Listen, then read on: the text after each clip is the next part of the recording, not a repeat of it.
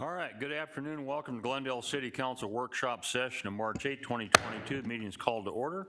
I'm not going to take attendance roll call because all members are present and accounted for, if you'd make note of that. Next on the item, we're going to take item 2 before item 1. Hearing item 2 first may help us to better understand the full scope of what will be presented in item number 1. So with that, Ms. Bauer, can you introduce item number 2 for us, please? Crown Castle presentation on wireless technology. Mayor? Go ahead. Point of order, Mayor. The purpose of the number 1, which I'm fine with switching the order, but I wanted to clarify the purpose was to discuss a council good member policy on city-owned property. That was the purpose of moving that item forward. I'm perfectly willing to listen to them first, but that was the idea of the number 1 is as a council policy on city-owned property, good neighbor distances for monopoles. Thank you. Good afternoon, Mayor, members of the council.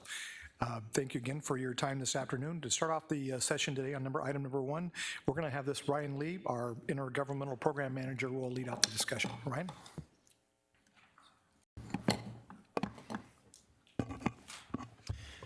Mayor, Vice Mayor, members of City Council, good afternoon. My name is Tim Brown. I am a Government Affairs Manager for Crown Castle.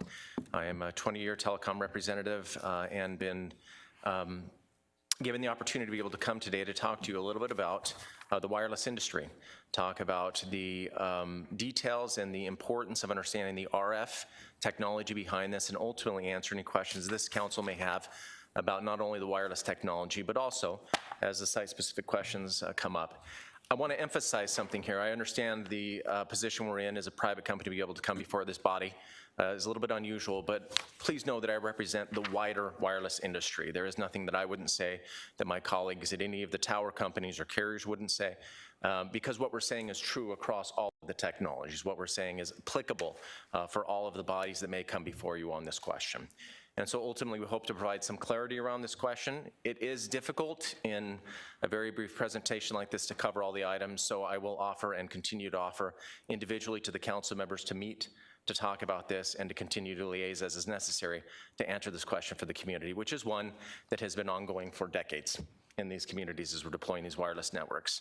My colleague here, Du Lee, is an RF engineer, 25 years of experience in this industry, and is someone who is expert in deploying these networks and is someone who is a great resource for us. He will say, and I'll go ahead and cut to the chase, is not a subject, what you would consider a subject matter expert, in that the particulars of the, I guess what you'd say on this is, in a court of law, he has done a lot of the feasibility, a lot of the work, a lot of the engineering behind these RF networks, but ultimately has a lot of experience in this, and he brings that practical experience to the table, is what I would say.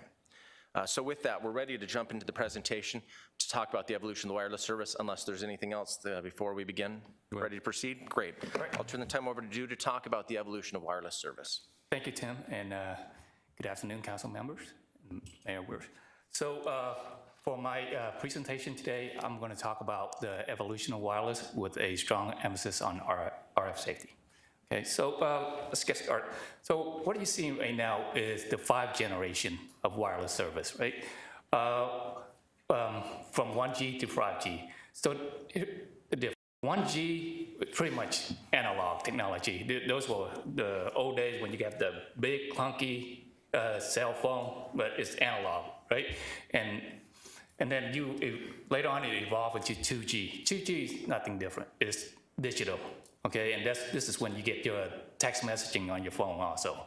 And then 3G evolution is just higher speed, and you can browse the web, okay? It's also digital.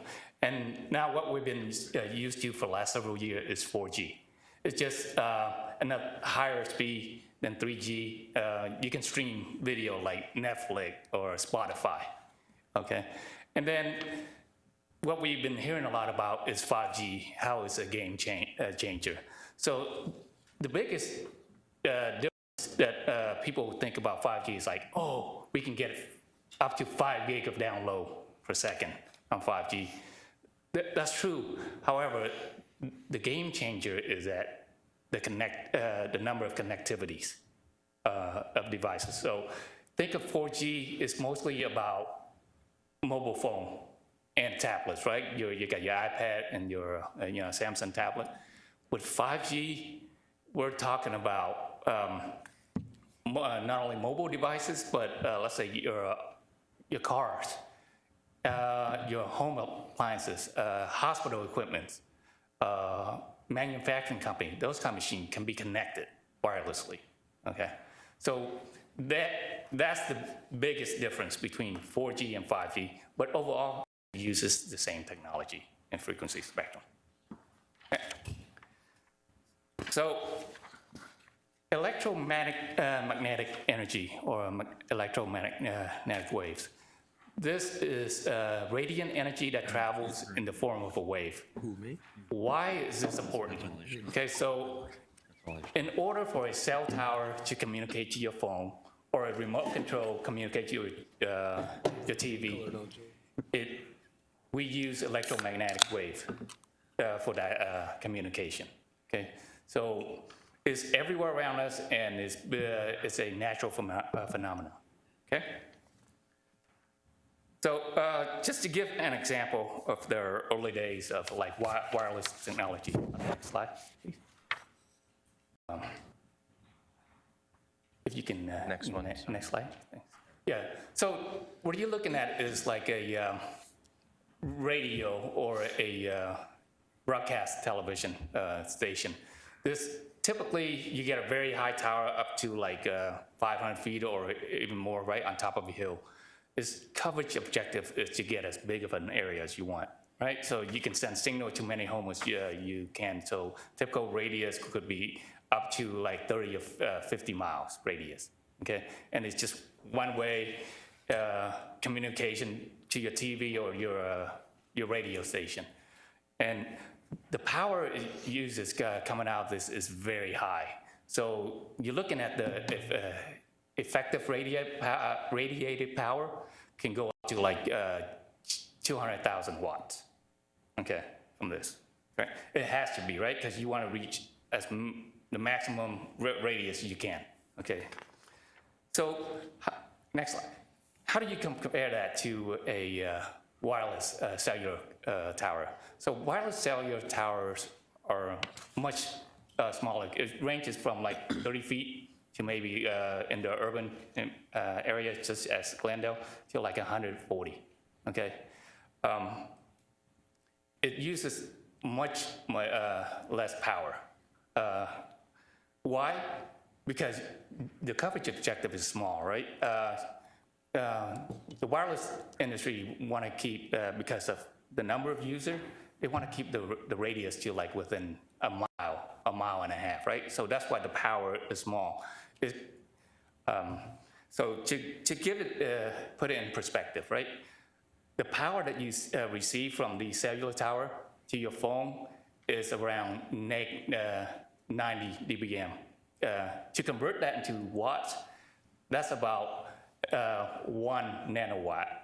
That's like 1 times 10 to the minus 9. So it's almost 0 watt that you're receiving from your phone, from the cellular tower, typically. Okay?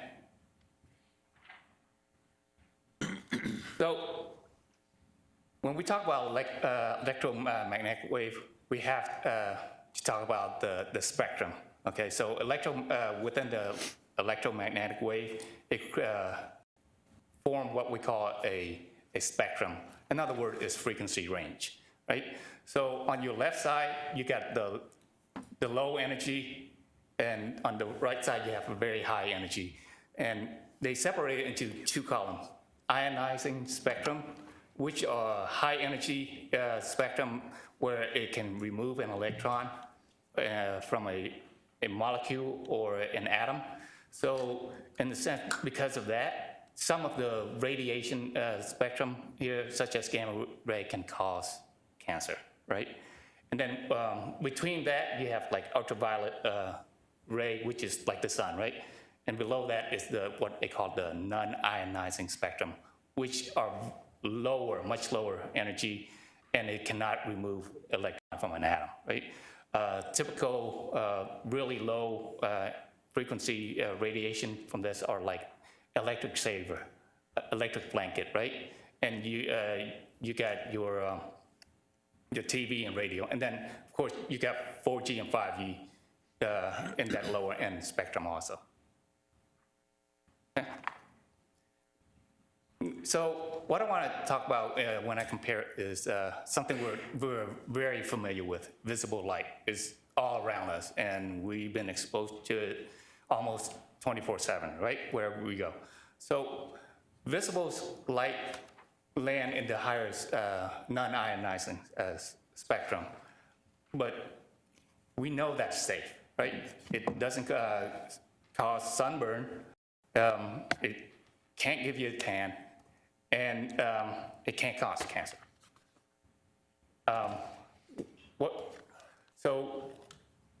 But what happens if you crank up the power on light? Let's say you go from a 45 watts to like 100 watts, right? So what's going on is, all it does is radiate heat or energy more, right? So if you put your hand on a 45 watts light bulb, right? You almost have to touch it to feel how warm or how hot it is. Then you change it to 100 watts, more power radiate. So it's probably 6 inches away or a foot away. You feel the same intensity, the heat, right? But as you move 2 or 3 feet away, you barely see anything because the power just drop off significantly when we're talking about non-ionization radiation, okay? So with that, what does 4G, 5G spectrum fall within? This fall within the, your regular home Wi-Fi routers, your baby monitor, your microwave, and close to your radio frequency, your AM FM station, okay? So because it's non-ionizing and it falls way below the visible light, we consider this to be safe. Okay, so as I mentioned before, ionizing spectrum, these are very high energy spectrum, right? And it can remove an electron. Therefore, some of the spectrum in this part of the electromagnetic wave may cause cancer. It doesn't mean that it does, but it may cause cancer, right? And again, this is why when you go to the dentist, they put a suit on and when they take an X-ray, right? And you can only do it like twice a year max. So that's the precaution you take, okay? But as you move further down to the left, those are very low energy, and so you don't feel as much heat. Okay? Again, non-ionizing spectrum.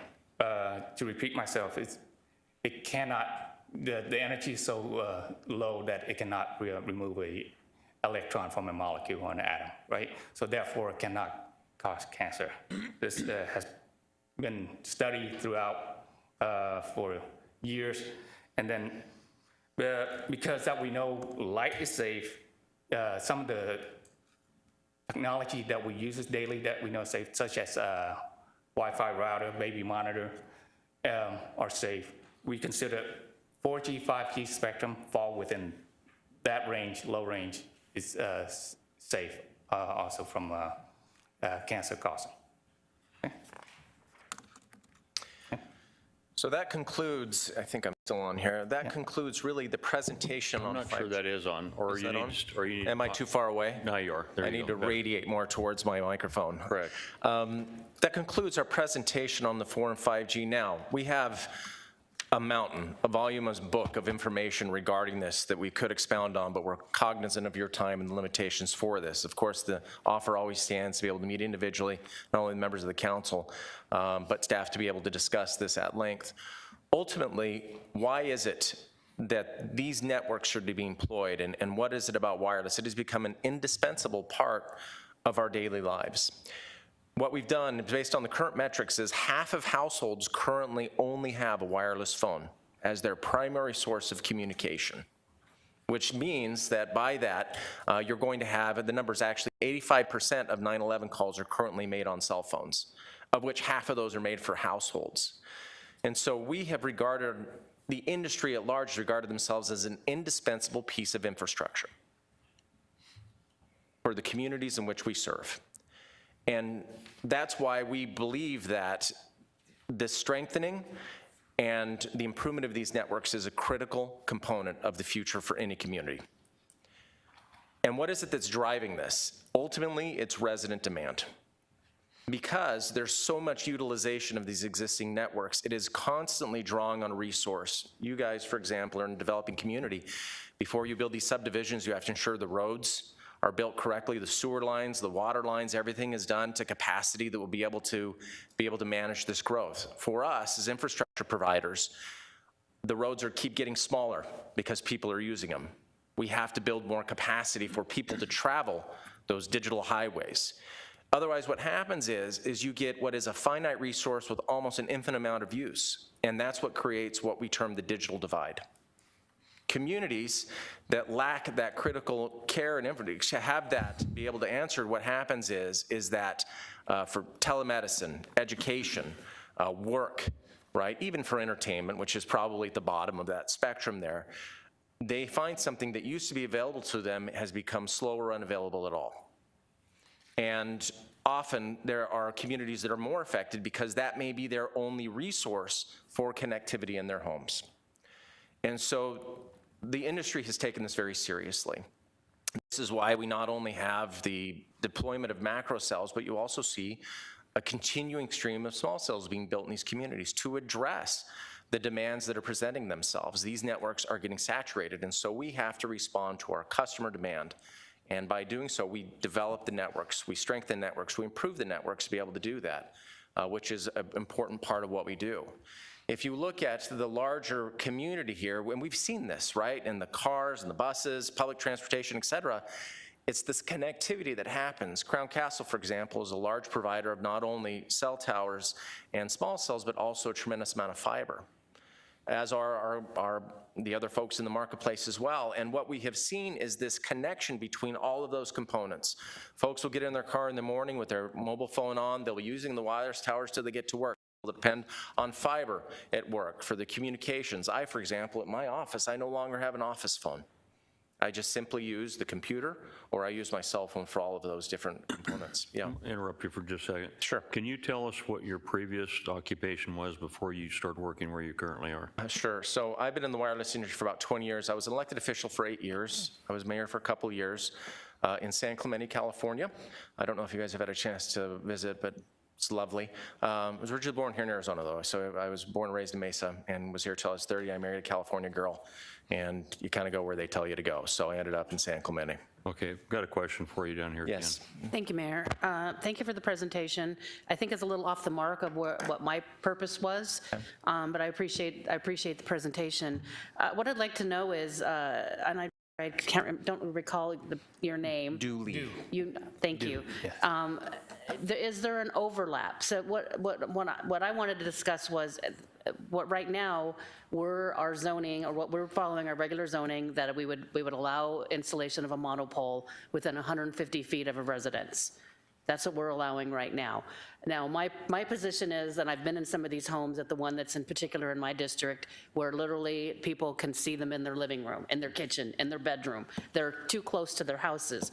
But you said that the bandwidth is probably not the right word, but that in every direction a mile, that this monopole provides connectivity to everybody within a mile. And I would imagine that there's a little bit of overlap with the next one. So moving a pole or installing a pole further than 150 feet, if we were to actually decide to do that, would probably have not really any effect on connectivity with the residents if it was 200 feet or 250 feet, a little bit further away on city-owned property than 150 feet. But if it goes a mile, I would imagine that it shouldn't have a detrimental effect on connectivity, would it?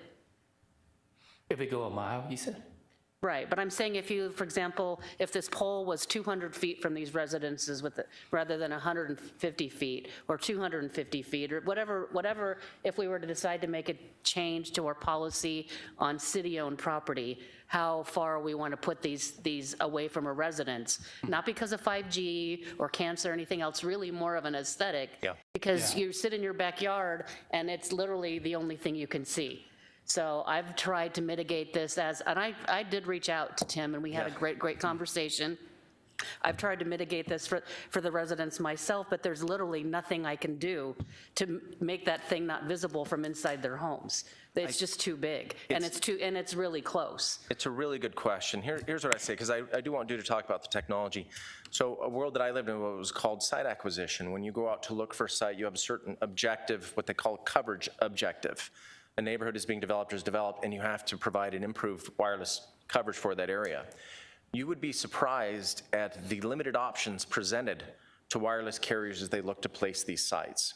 Primarily because if you especially go into a developed community, or this site's been there for a little while, what happens is the community develops around it, and there's an expectation, there's a certain idea of what happens. And so, for example, let's say you move the site 500 feet away. Well, that's 500 feet away from this, but closer to another house over there, and businesses and people that aren't used to it and see it. And so what we see is impacts. It's a little bit like ripples, right? Or the butterfly effect, where effectively each time that you consider these things, there's always offsetting dynamics to where that may be. So I think that as a member of the wireless community, I think that we can improve our communication. I think we can do a better job in terms of noticing and do some things that could make these sightings better for the community meetings, et cetera. But there's always trade-offs. It's an odd thing. There is no perfect spot for a cell tower, right? Always somebody's going to be impacted. And so we try our best to do that. Ultimately, I think Dew would agree with me. Yeah, incremental effect, 150 feet away, 300 feet, 500 feet movement. When you look at the larger objectives, it won't have that much of an impact on the wireless connectivity. Thank you, Mayor, if I could. Well, hold on a second. Did you have any more that you were going to present? Yes, I just, if I Okay, could, I'd like just you a to few more finish slides. that, and then we'll I'm take sorry, I thought they questions. were Would that be finished. okay? Is that Sure. okay? I thought they were Great. finished. Thank I'm you. sorry. Well, this is just about Crown Castle. We're awesome. You know, we're a good partner, but that's it. Just keep moving, it's fine. I repeated this slide, excuse me, one more here. So let's talk a little bit about the site in question here. So ultimately, it goes about a mile in each direction. And what we found through our studies is there's about 9,000 people in the census area on a continuing basis, about which we estimate around half, a little bit over half, utilize the site on a continuing basis. Let's go to the next slide. This is a sample of a pole removal without replacement, so it's more dramatic than a simple move. And I'll get to that in a second here. The first slide is what happens when you have coverage in that area. You see a series of diagonal polygons which show green coverage. Basically, it shows that anyone that picks up the phone to connect will be able to do so within that circled area. Even in the areas where you might have a little bit more danger, you're still going to be able to pick up the phone and do what you need to do education-wise, entertainment-wise, and public safety-wise. The second, actually go back there, the second grouping there is what happens when that tower is removed. And you see actually a lot of red diamonds start to show up there on that. And what that is those are areas where you get little to no coverage from that. And so I'll give you one example of a trade-off on this, Councilmember Tolmachev. When you build a site, for example, that has 50 and 40, what they call centers of coverage. You have a tower here that has two carriers that are providing service to an area. When you build a 40-foot tower, what you do is basically say for anybody that comes there, you have to build additional tower, right? You have to build a 50-foot tower to be able to accommodate those two carriers in those areas. So that's why the height is what it is. It allows you to have a single tower instead of two towers providing for that coverage area. And so in many ways, the trade-off is, for example, a relocation of the site could potentially, and I don't know about the circumstance, I did look in the area a little bit, but you could potentially have to build two 40-foot towers to make up for that one 50-foot tower. And what are the impacts on the residents? And so we think there's an opportunity for us to work with the city to be able to address the aesthetic concerns of the residents, to do a good job on that. We're always hesitant because we know, based on my experience, relocating sites or even just placing new sites is always a tortured path, because what you find is it's always going to impact somebody wherever you go. Yeah, if I can elaborate on these two slides again. This is not a coverage prediction. This is actual user, the signal they get. So we use crowdsourced data and plot this, right? So what you see on the left is the actual coverage when you go with these locations. There's a sprout in the middle and drive along the street. The one on the right, where the antenna is not on that tower. However, they have close by site that have overlapping coverage, as council member you stated, right? However, you look at it, it's red everywhere, and even many of the houses or in building, there's no coverage at all. So even with close by tower, that's even less than a mile. And there's, in this example, there's a small cell that's only about less than half a mile northwest of this, right? And it barely even reaches where most of the traffic are, right? So to answer your question, yes, a mile move is very significant when you talk about coverage. Well, and in all fairness to Councilmember Tomashoff, I think our question is if you moved it on the same property 100 feet away, 150 feet away, although I don't know how that makes a difference on your vertical as far as line of sight. I'm not sure about that, but I think that was her original Yes. question. Right, or Mayor, if I could, or across the street where it was my understanding that there had been some discussion. It was actually literally when it was replaced with the new monopole was moved closer to the homes than where it initially was, which I don't understand why that was done. In fact, I was not really told that that's what was going to happen. I was told the pole was going to be replaced, and I guess my fault for assuming. We all know what happens when you assume, but assuming that it was going to be replaced in the same spot where it had existed, essentially out in the right-of-way. And I understand the economics of working with cities because cities are preempted in what we're allowed to charge, so it's way more economical for the industry. And I'm business friendly, but I also serve on the national committee, so I mean I know that Arizona especially is wireless friendly in what we're allowed to charge on city-owned property and in city right-of-ways, as opposed to what it would cost to operate the same tower on private property. I get the economics of it, but my job is to protect the residents in the neighborhoods, and that's what I'm trying to do. And I literally just wanted to understand that whether we think that 150 feet away from somebody's home on city-owned property is being a good neighbor as the city. Okay, I have Councilmember Clark down here as a question for you. Yes, gentlemen, thank you for your presentation. It was very interesting. I think we all accept, everyone on council accepts the criticality of 5G, 4G, and wireless. That's never been the issue. The issue is aesthetics and how those poles look.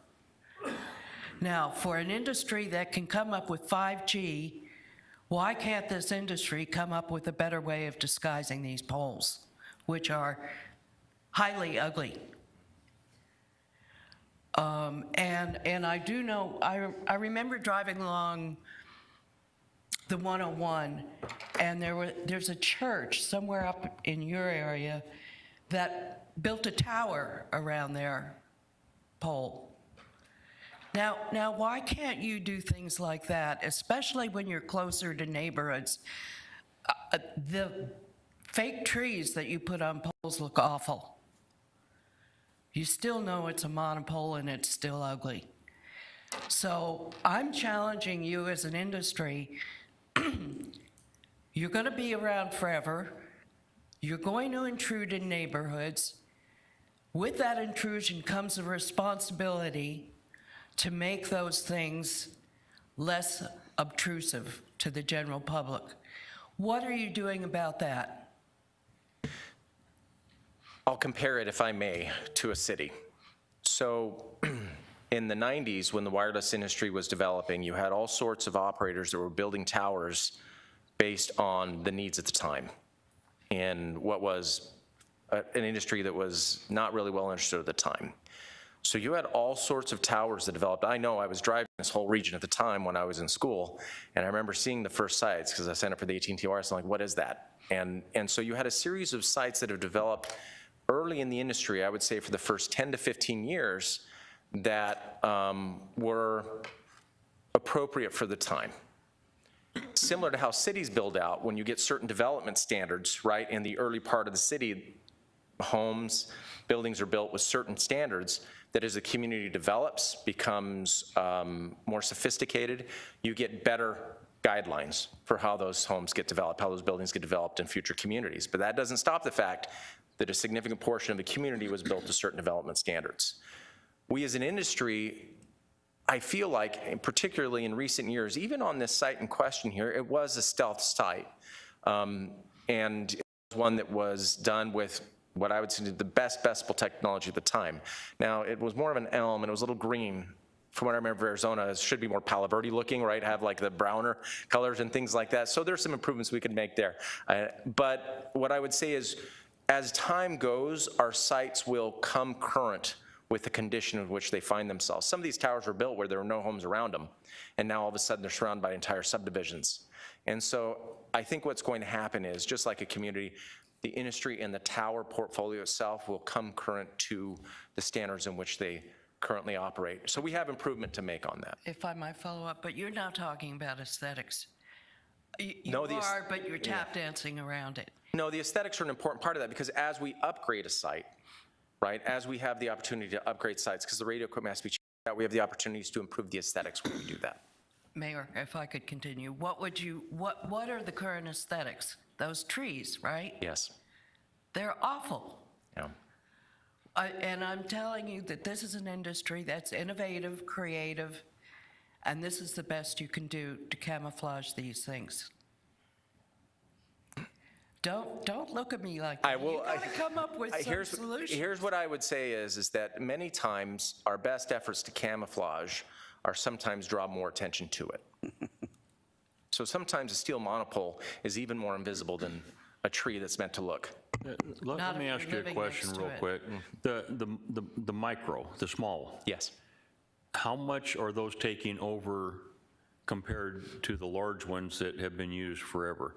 I mean, are the large ones going to eventually start disappearing? No, the macro nets will work in combined. The way that those will work is the small cells really, it's extremely difficult to develop. So there's extremely difficult to develop new macro sites in these dense areas now, right? It's what I would put almost impossible in some locations. So the small cells are a network that's designed to work in tandem with the macro network. It offloads capacity issues, it offloads coverage, and so what happens is you develop a small cell in a neighborhood, you get the homes that are located close to that all of that traffic is routed onto that small cell. When you start to get a number of small cells in a certain area, the macro network by extension performs better at large. And so you see this overall improvement, right, in that digital divide question, in coverage and everything. As small cells get built, the entire network lifts and performs better altogether. And so the future really is the small cell developments. That's where most of the capacity and coverage is going to come from. But the macro network will continue to operate primarily because it's an efficient way to deliver service to areas which we need it most. All right, and then one other question, and I'm going to go to another council member. Is satellite ever going to take over any of this? You know what? It's funny because you saw Starlink, right? The Bezos project, things like that. I think it's all part of. Everyone has a strength and an ability, and they provide to these certain areas. And I think the satellite is an important part of the future for it.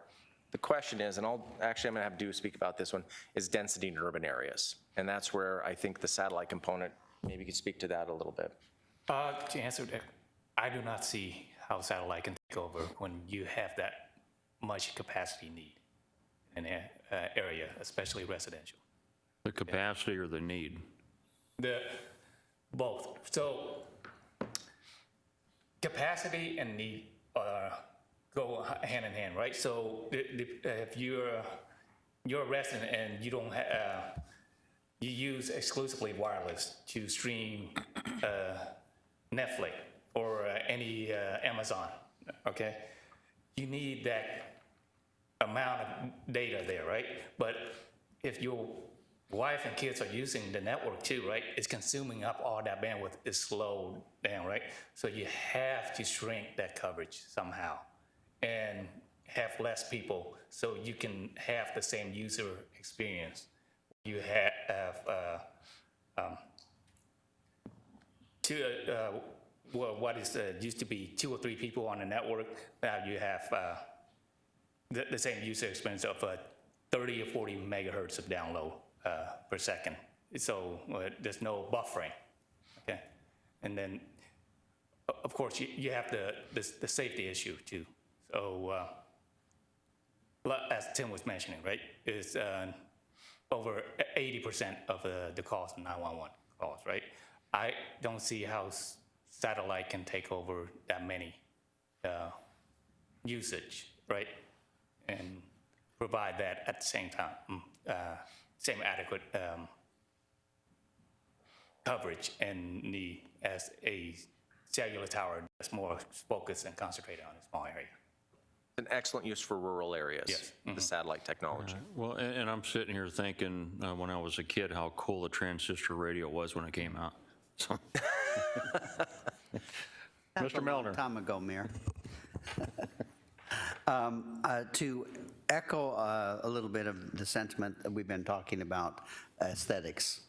You know, when I bought my first artificial tree for Christmas, I thought, you know, that's not that great a tree.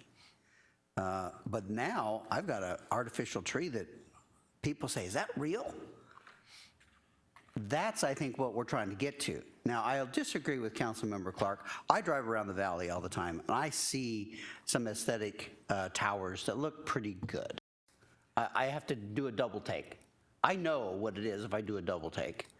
And so I think that you can do it, and I would echo the challenge that it needs to be better, so that we don't have concerns that residents can look out their window and there's a cell tower and they look at it and they go, that doesn't look so bad. If we can get to that, we wouldn't be having this discussion on that issue. Okay. The other thing that has been of concern for me has been the safety protocol. And I think you did a very, very, very quick analysis or presentation on that, and I just want to reiterate some of the things you said to make sure I got it right, and more importantly, so that our residents can also understand this technology. And from what you said here a few minutes ago, you said there's a split in the spectrum where you have damaging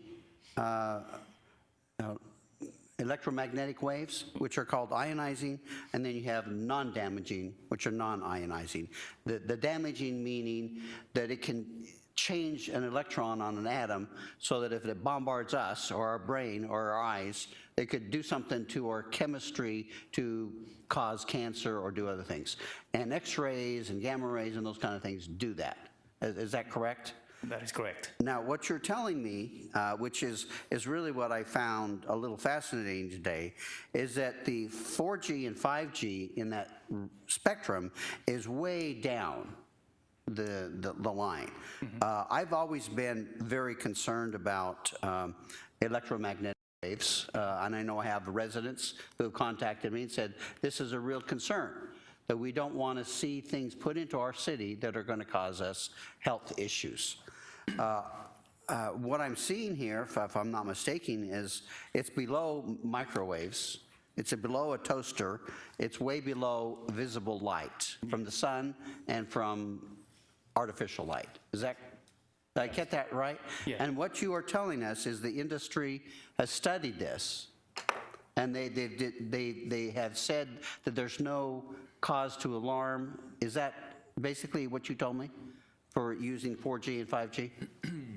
Yes, that's correct. Okay, do you have any statistics showing that the increased use of cell towers or cell frequencies bombarding us constantly over the last 20 years have shown us that there's no correlation between cancer, for example, and cell tower usage? We have a chart we didn't include, but you've had from the mid-90s a massive adoption of cell towers. I mean, in the early 90s, you had a fraction of the population that used cell towers. cellular phones and these networks weren't developed. Over the last 30 years, they have 99.8% of the US population currently uses a cell phone, and glaucoma rates during that time has reduced.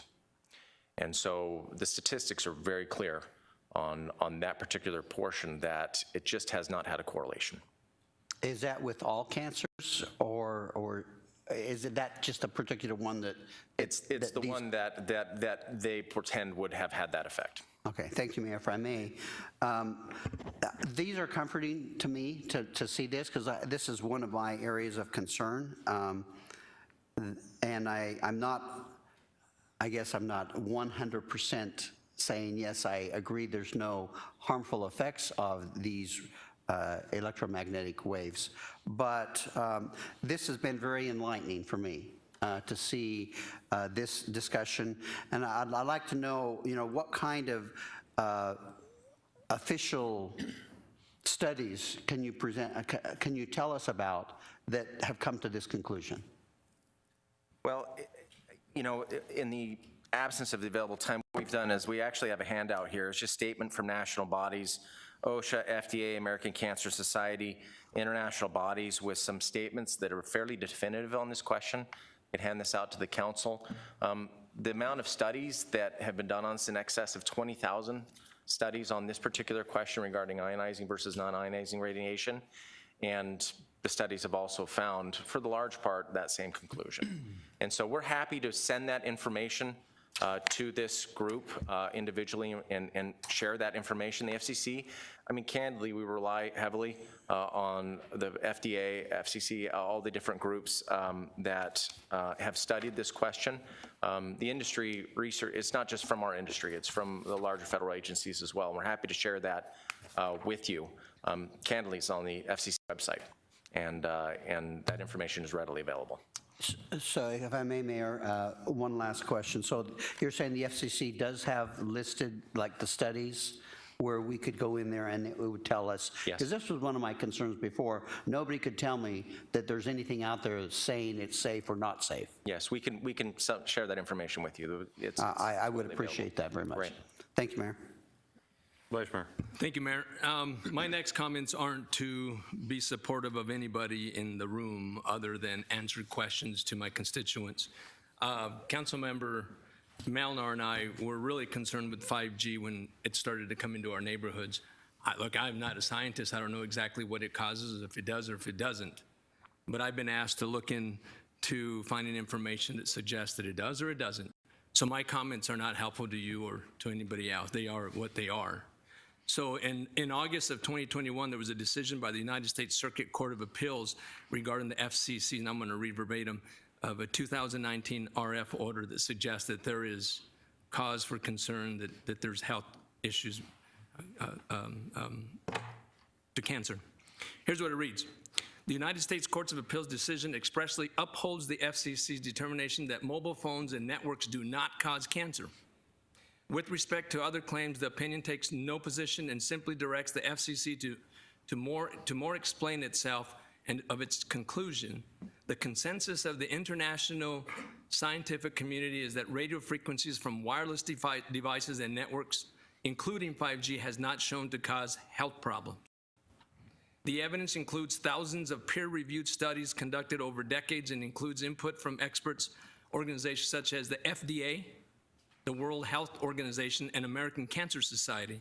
The court's opinion does not dispute these conclusions.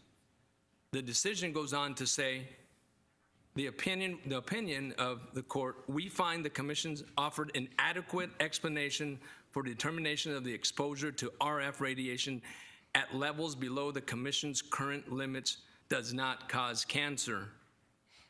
To be clear, the court doesn't take an opinion. They just read the report, and this is their findings. I want to read that because I want our constituents to know that I still have a concern that there could be health issues. But look, I'm reading what I'm reading, and that's what I want our constituents to know. So I just wanted to read that because it's a fact. I still don't know if that's true or not, but that's what the Circuit Court of Appeals said. But I'm with the other council members. I'm here today to talk about policies that can freshen up our communities, keep them improved. And yes, you've got to do something to improve the aesthetics of those poles. When I agree with Councilmember Malnor, there are some in my district that I see at a monopole with a tree looks much better than just the pole alone. But maybe I don't know what it looks like by itself. But yeah, look, here's the fact. You guys make billions of dollars, billions, not millions. You can do something. Even with those billions of dollars, you ain't gonna do it tomorrow. But you gotta start working on something. You gotta help us out here. But I just wanted to read what I've looked up and what I've studied and what I found out, not to help anybody in the room. Thank you, Mayor. All right, Councilmember Tomachow. Thank you, Mayor. Mr. Brown, so did you say that the FCC has ruled on 5G? It's my understanding that they have not. You know, I won't channel the FCC's comments since I have gone to the website. They have a Q&A that's extremely definitive on this question. I'd invite all of the members of council and the residents to direct your questions to them because they have weighed in on this opinion. It's my understanding they haven't issued a ruling, Mayor, if I could continue. And what this says, as discussed above, but I don't see what was above this. This is a simple So, sample. We can send all yeah, of this resource information I don't to know you. what they're referring to because it's not included. So, and I mean, my contention is that this on city-owned property is not a good neighbor.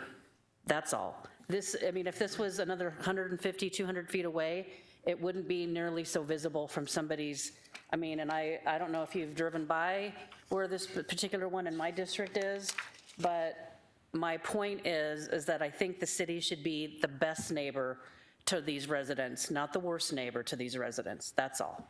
Thank you. Other questions? Go ahead. Thank you, Mayor.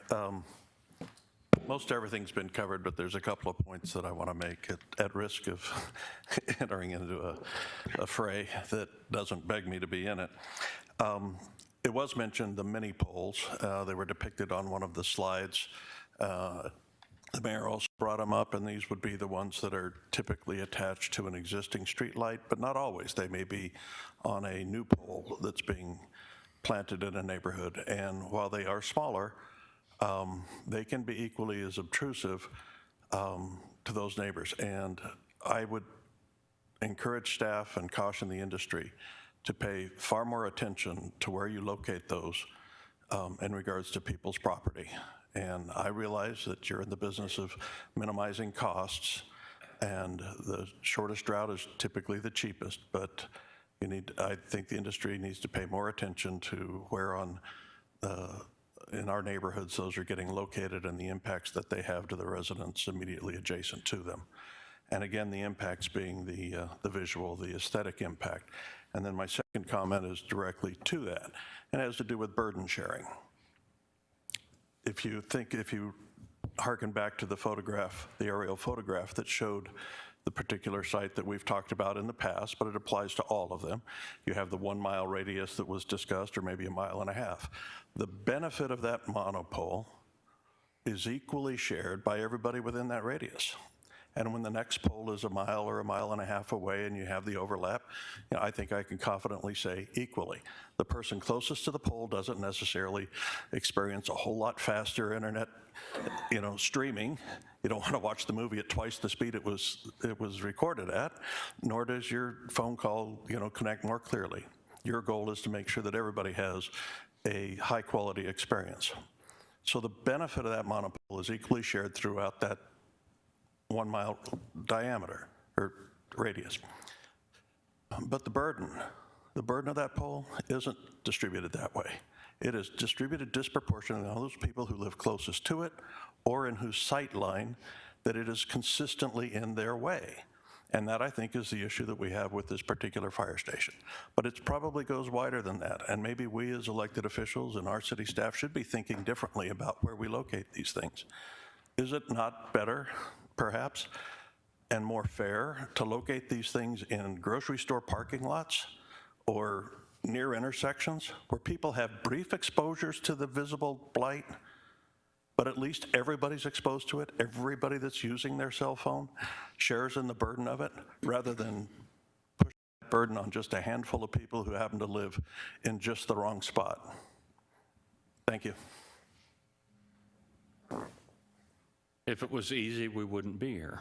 Well, I will say that interestingly enough, the small cell deployments actually do that in a way, because each small cell has such a limited coverage objective that it's effectively taking what would have been a macro site previously and dispersing those coverage, those small cells dispersing throughout the communities. And so what you get is, when a small cell gets built in the community, it's really only about 1,000, depending on, but really about 1,000 feet of coverage that it provides any direction. So it really is located in the community it's serving. And so I agree with you on wireless siting. It really is sometimes a question of trade-offs.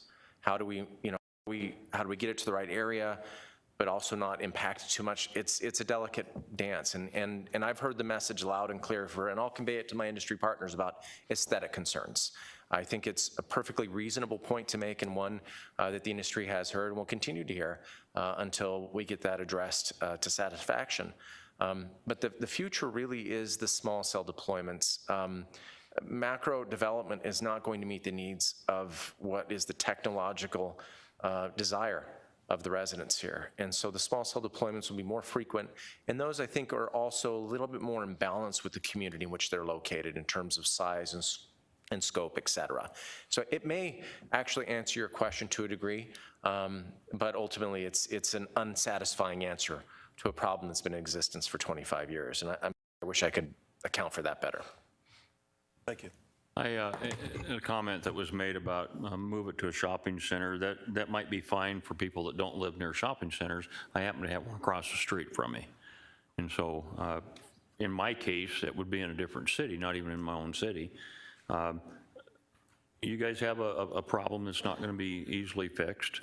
I think as time marches on, I think new technologies are going to surface and make things easier. But things might get more difficult too as technologies get better. They might require more things. So our issue isn't so much how it works or how good it works. We want it to work. People that don't even live in the area, that are just driving down the road that witness an accident or using those cell phones to report that accident, that may live 50 miles away. So they're important to have good coverage. I was a recipient of really bad coverage for a couple of years, and it was just horrible. I almost had to leave my house in order to use my cell phone. They fixed that problem. I don't know where the cell tower is near me, but At the grocery store. it may be at the grocery store. I don't know, but I don't typically have enough time to look out my window to see where the tower is. But that's something that we as a council is going to have to work on. What I wanted was for you to just simply address the safety concerns, things that were brought up at a former meeting, give the council something to think about. We'll move on to our next presentation, and the council will have to deal with that. I want to thank you for coming out here today Mayor. and answering some questions. You will make sure that the council, you can send it to Mr. Lee, and he can make sure that each one of the council gets those information that you were asked for.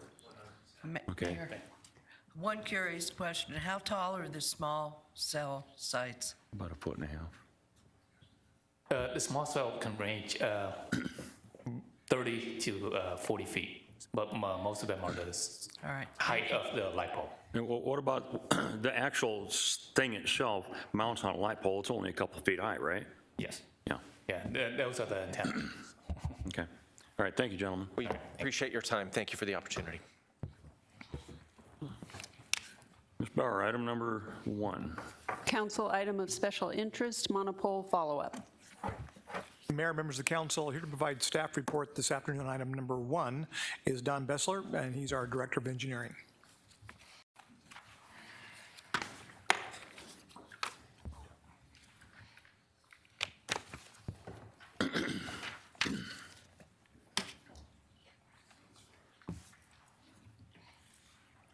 Seats warm.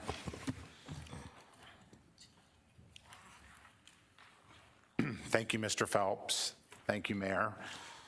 As the city manager indicated, I'm here today to do a follow-up to an ongoing issue that's come before you. It's a council item of special interest. Ryan Lee will be rejoining me. He and I have been working the telecom issue broadly for you for several years. If you recall, we've had several workshops. We did a Facebook Live event about 1.5 years ago with many of the providers, including Crown Castle. And there is a lot of interest about this, so we'll do our best to report back. Yeah, this is a follow-up to the November 23rd workshop. It was originally requested by Councilmember Tommelchoff as a council item of special interest last summer, August 24th work study session. We did come back in November and were asked to come back with more information. Just to give you a little bit of background, the relevant cellular information was provided in one of the previous workshops. We came back with background information about that. We focused mostly on the city's jurisdictional authority. And then for today, we were asked to come back with specific information about installations that the city has. I'll do just a little bit of backtracking for the benefit of our viewing audience, but I'll try to breeze through that fairly quickly and get to the actual polls. Just as a reminder, we talk about wireless technology. Well, it is wireless and it's cellular and all the things we heard about today, but there's also, all of this comes back to fiber optics, and fiber optics does what's called backhauling the data so that it can be processed in some meaningful and useful way. So and eventually you have to be talking about fiber and cellular in the same conversation. Large cell towers and now small cell towers serve as both receiving and delivery points. I think you heard about that earlier today in the first presentation. Line of sight becomes the issue, and that really gets to the reason why the promulgation of cell sites in the form of either small or larger cell towers really is required, because it has to have a line of sight in order to work effectively. We have significant number of players in the marketplace, in the valley, across this country, in the world economy, and certainly in Glendale. You can see here there's over a dozen telecoms that have license agreements or permits to use the city's right-of-way or the public utility easement to do some level of telecom installation, whether that be fiber, whether that be cellular or wireless service.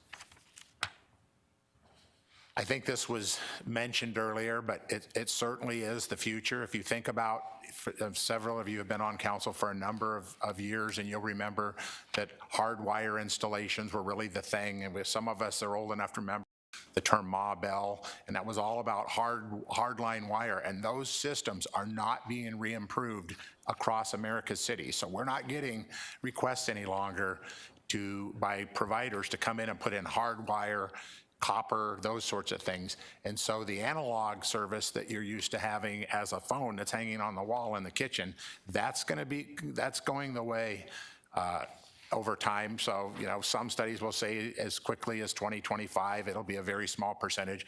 I think the previous speakers spoke to about 50%, or even more, maybe it was 80% of people have cellular service. So the answer, or the question that we have to pose to ourselves, is how are we going to communicate, just as a raw example of communication, if private investment is no longer being made in these analog systems? We've talked about regulatory authority. We all know that cellular technology is regulated by the FCC. States have some authority. We've talked about that previously. It's related to the Arizona Revised Statutes, Title IX. That's a pretty lengthy title, but there's some authority that's given. Probably the next bullet is the most important one. Cities have some limited authority to regulate both the right-of-way and the public utility easement, setback, clearance, aesthetics, and the standard that will always be applied will be what is reasonable and customary. So the first entity or city or municipality that decides to create a new standard that may be interpreted as not being reasonable and customary, that's going to be challenged head on. So we always want to try to do things that are reasonable and customary, and we've done a good job at that. We do have more authority to regulate on city property. So I'm speaking of properties like a park or a fire station or city downtown campus or whatever. We have more authority. We don't have unlimited authority. The use of the right-of-way and public utility, also it's been referred to that we have zoning regulations. There's some zoning regulations that talk about height and density, and then also the municipal code talks about use of the right-of-way. And again, we do not have the authority to unreasonably withhold access to those things. won't read all of these bullets. I think the second bullet is important, especially as you think about the promulgation of visual impacts and equipment. The city does have the right to say you can't attach your equipment to city light poles. But what the reality of that action is, then the carrier has every right to go plant their own pole. So what you're doing in that instance is you're promulgating the increase of poles as opposed to less poles. And then finally, this has been brought up today, no jurisdiction, so no governmental jurisdiction may consider the environmental effects of radio frequencies if the installation meets FCC regulations. So that's very clear that our authority is limited in that regard. We talked a little bit today about health and safety. The Federal Communications does regulate the telecom, but they also look to some of their sister federal agencies to do more scientific study, more research, and so several of these were brought up today. The Food and Drug, the EPA, even the Department of Defense has a role in all of this, but it's not a role of regulating, it's a role of doing additional research and study mostly. In doing our homework assignment to come back to you today, one of the things that I was reminded of that I was not aware of actually was that Glendale is part of a 14 jurisdiction cooperative to promote wireless network in the valley. So you can see the member organizations that we're a part of. And so we've pledged to do what we can do to try to make that happen. Monopoles by the numbers, essentially there's 14 monopoles that are on some version of city property. Whether that be, so when we say the right-of-way, that could be that the right-of-way is owned by the city in that instance. Not all right-of-way is owned by the city, but in that instance it is where there's a monopole. So those are some numbers, you've seen these before. This is the distribution of cellular monopoles around the city. You can see the majority of them are on private property, not in the right-of-way, not on city property. So the first one, so we have these 14. In order to slim this down a little bit, I'm going to show you a sampling of the types of monopoles we have on city property, and then I've provided attachments with the same information for every installation, but I wasn't going to go through every one. So just briefly, this is the one that actually was put in when we joined the wireless cooperative. It's up at Pyramid Peak Water Treatment Plant, and it tells you when it was installed, what the term is, when the term ends, and the annual revenue that it generates for the city. Similarly, here's another one, and there's the information associated with it. This is a monopole palm. This is the monopole elm that has been the center of discussion at Fire Station 156. Those are the terms. This is one that is in Saguaro Ranch, towards the center of the park. Those are the terms for that installation. And then I think you have to, if you think about this, you have to be thinking about the small cells as well. You've heard all the reasons about it. Here's numbers from a year ago. I will tell you right now, we have 72 additional small cell installations that are in some form of permitting. To underscore the point from the previous speakers, that's where we're really seeing the future is in these small cells. We haven't had, to my knowledge, a request to put in another large monopole on city property. Mayor. Yeah, question. Mr. Bachelor, I'm looking at your map, going back to your map. Maybe our visitors can answer, but maybe you can. Do you know why there's a proliferation of poles, let's say between Northern Avenue, Camelback, between 43rd and 67th Avenue? Why is there so many condensed in that area? Is there a reason, as opposed to other areas? Mayor, Vice Mayor, I would just tell you that we are always reactionary and what the market's typically driving that. So it could be because of demand for service, or it could be that they're opening up a new neighborhood and they're looking to establish a footprint. But I think that the gentleman who spoke previously probably has a better answer than that. But Mayor, that's if I how may, we I'd see like it to come ask us. our visitors to answer that question. You could actually use a podium up there if you want to.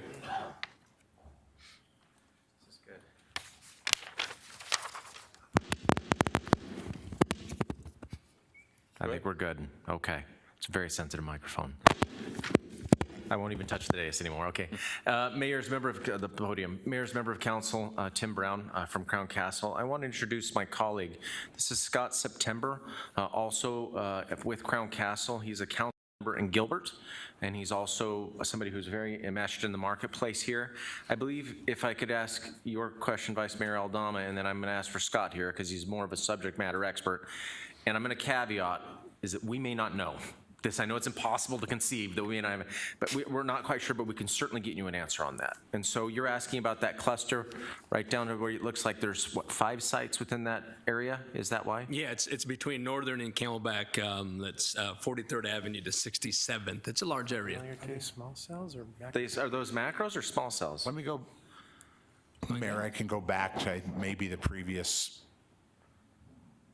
That's a small. Is this the slide, Vice Mayor, that you were questioning, or was it about those small cell?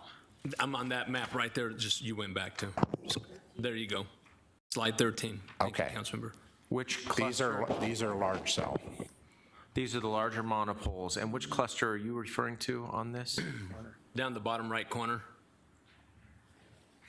Hard for you to see.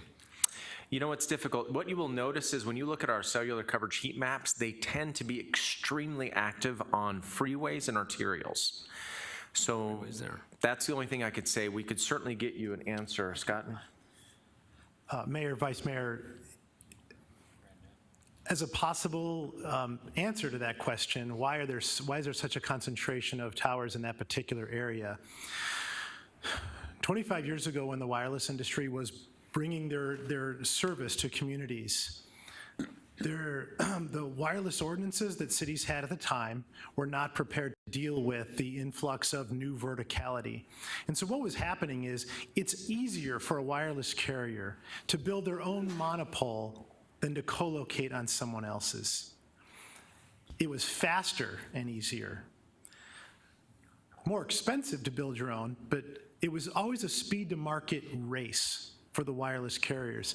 And I don't know if it's possible if that is a part of Glendale that was maybe more populous back then. If Glendale grew out from there, it's possible that there's more monopoles there, simply because the zoning code 25 years ago didn't require co-location. Today, your zoning code does. In fact, all jurisdictions have a path of least resistance for wireless carriers to co-locate wherever they can. That's a shorter process. In many jurisdictions, it's administrative.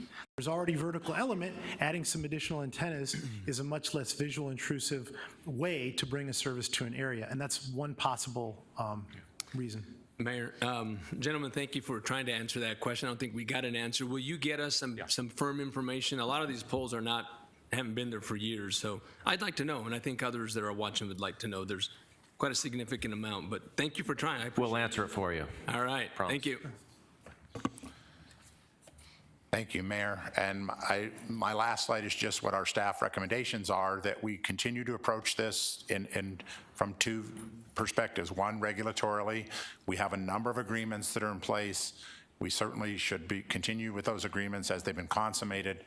And then we should also step up and support good efforts at pre-notification that are consistent with all the things we do when we go into neighborhoods and do work, consistent with the right-of-way permitting practices that we more formalized, if you recall, probably a year ago on pre-notification by providers to leaflet the neighborhood. And then, of course, my colleague Ryan Lee, who's abandoned me for somewhere else, let him do the great work that he does legislatively. He really does. He's a huge spokesperson for the city. He's very engaged regionally within the valley, and encourage the strengthening of local determination, and encourage the federal government to continue to evaluate the science behind this.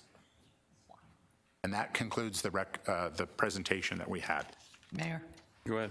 thank you. If I heard you correctly, you said that cities can regulate the aesthetics of a monopole or a small cell site tower location or installation. Is that correct? Mayor, Councilmember Clark, I did say that the cities have some specific jurisdiction that specifically is identified for aesthetics. where we start running afoul of our authority is if we try to create a standard that's not common in the industry. Well, that's an easy way for them to get around it, isn't it? Because the only standard seems to be those trees right now. So how can a city create a new aesthetic standard that doesn't conform with the current tree population?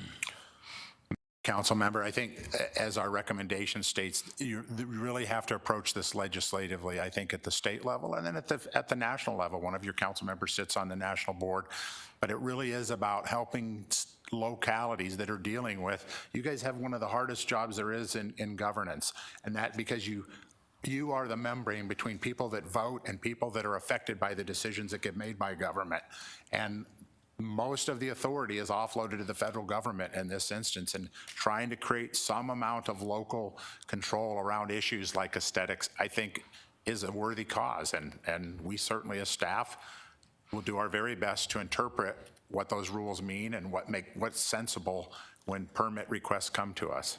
So you're saying basically it has to be, if there were to be new aesthetic standards, they have to be run through the legislature or some kind of national body. Is that what I'm hearing?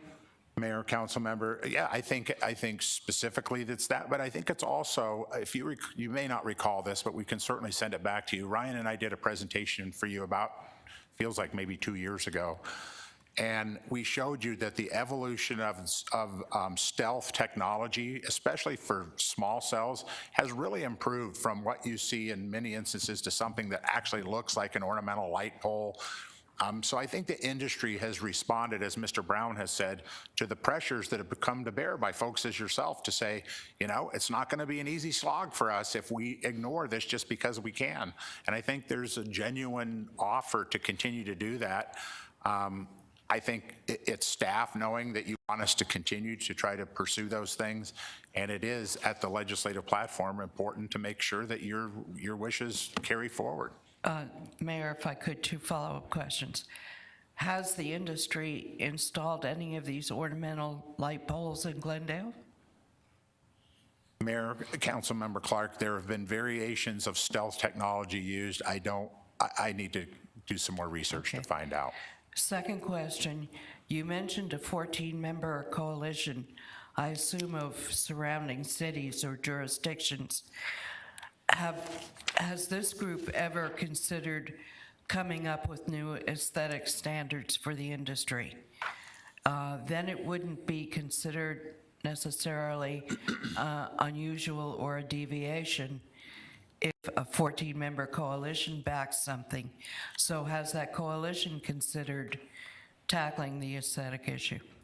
Mayor, Councilmember Clark, I'm not aware how that organization functions, but we certainly can provide you more information. Thank you.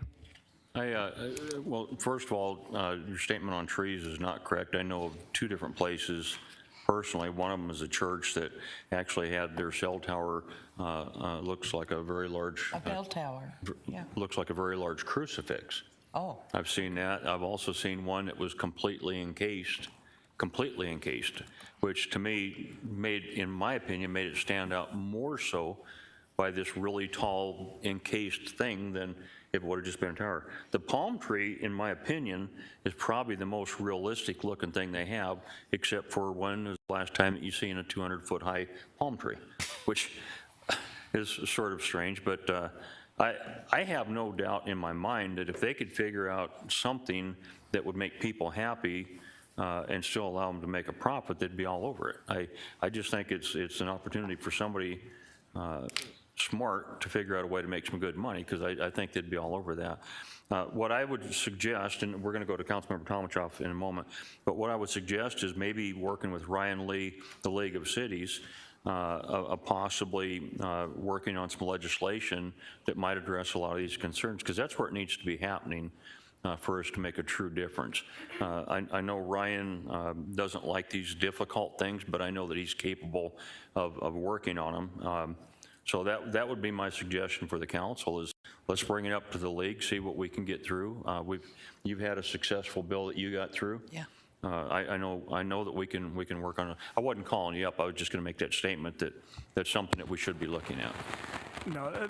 Mayor, members of the council, what we can do if there's a consensus by the council is work with our industry partners. And Don and I can do this. We had the Facebook Live event, and that was a great opportunity for us to cement some relationships with some of the government relations and technical staff for the different carriers here in Glendale. And this these two items that we've brought forth to you today has given us an opportunity to be introduced to the Crown Castle staff as well. So we'll go back and have some discussions. Maybe there's some practices that we can agree to and then bring that forth to a coalition of some of our neighboring cities and move that out. And that way, when we go to the legislature, if we need to go that route, it can be something that we've agreed to and it can be a clean process. We may not have to go to the legislature because we have that authority to have reasonable aesthetics. And that term reasonable is always subjective. It's something we fight every time it's put in legislation. But maybe we can work this out and work with the industry. Yeah, if we were out near Luke Air Force Base, we might be able to stick an F-16 that don't fly on top of it, and everybody'd be good with that. But go ahead. Thank you, Mayor. What is that static? I don't know where that's coming I from. touched the podium, and now it's... Ryan, can you turn that mic off, see if it stops? Mayor, I know that, I believe that Crown Castle uses a contractor to actually do the actual site builds. And in this case, and I just wanted to, this case, there was, and Mr. Bessler can attest this, a complete disregard for the surrounding homes. They literally weren't even following the city zone setbacks of how far things needed to be from a fence and all of that. So I mean, hopefully that's a conversation Crown Castle can have with their vendors, that, that you would expect that your vendors are also adhering to a good neighbor policy and having some, understanding of building something literally with light sticking into somebody's backyard, right over their fence, those kind of things. So this has been kind of a nightmare from the very beginning. That being said, how many of these towers, especially the large ones, this one I believe is 77 feet tall, is within 150 feet, and everybody's seen the picture, that are completely visible inside these homes. How many of them are that close that are on city-owned property? Do we know that? Mayor, a council member, I don't know that, but we certainly can find out. I know there are private ones that are close. But we don't have any authority on private property. Correct. That's our city rule. But so my point today was to say, because we don't need the state legislature we don't need their help. We can set our own guidelines for city-owned property. I mean, we can say that we think that 150 feet for a 77-foot tower or whatever is 150 feet is too away from a residence is too close. On city-owned property, we have the authority right now to do that. We don't need the legislature's help.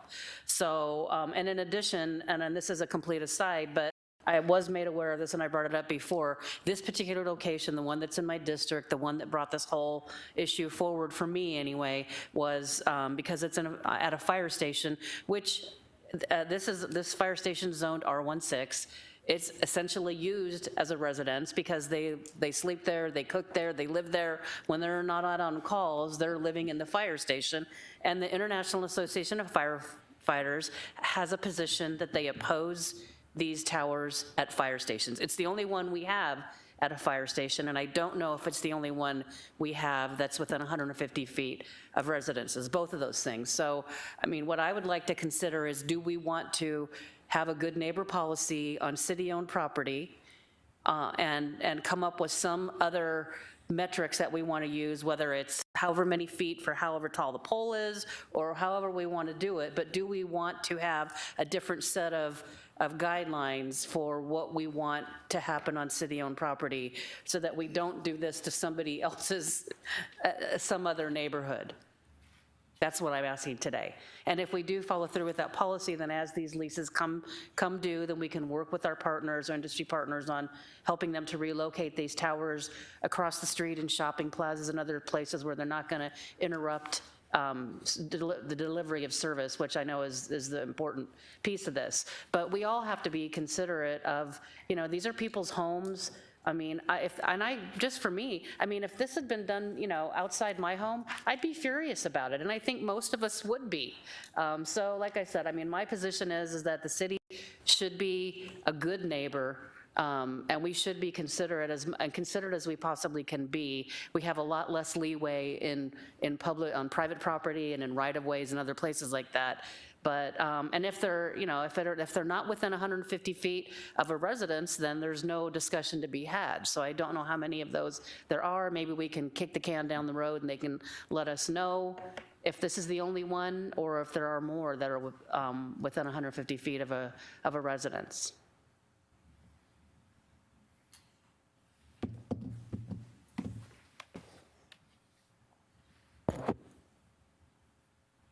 I guess, Mayor, could I ask, is anybody willing to pursue the conversation of a city policy different than what our zoning says for non-city property? 150 feet is sufficient from a residence. Mayor?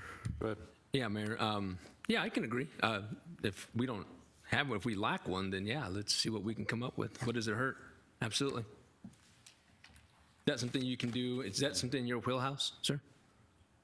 I'm sorry, Vice Mayor, I didn't understand. Creating a draft policy, is that within your wheelhouse, or do you need to get out and get some expert consultation on that?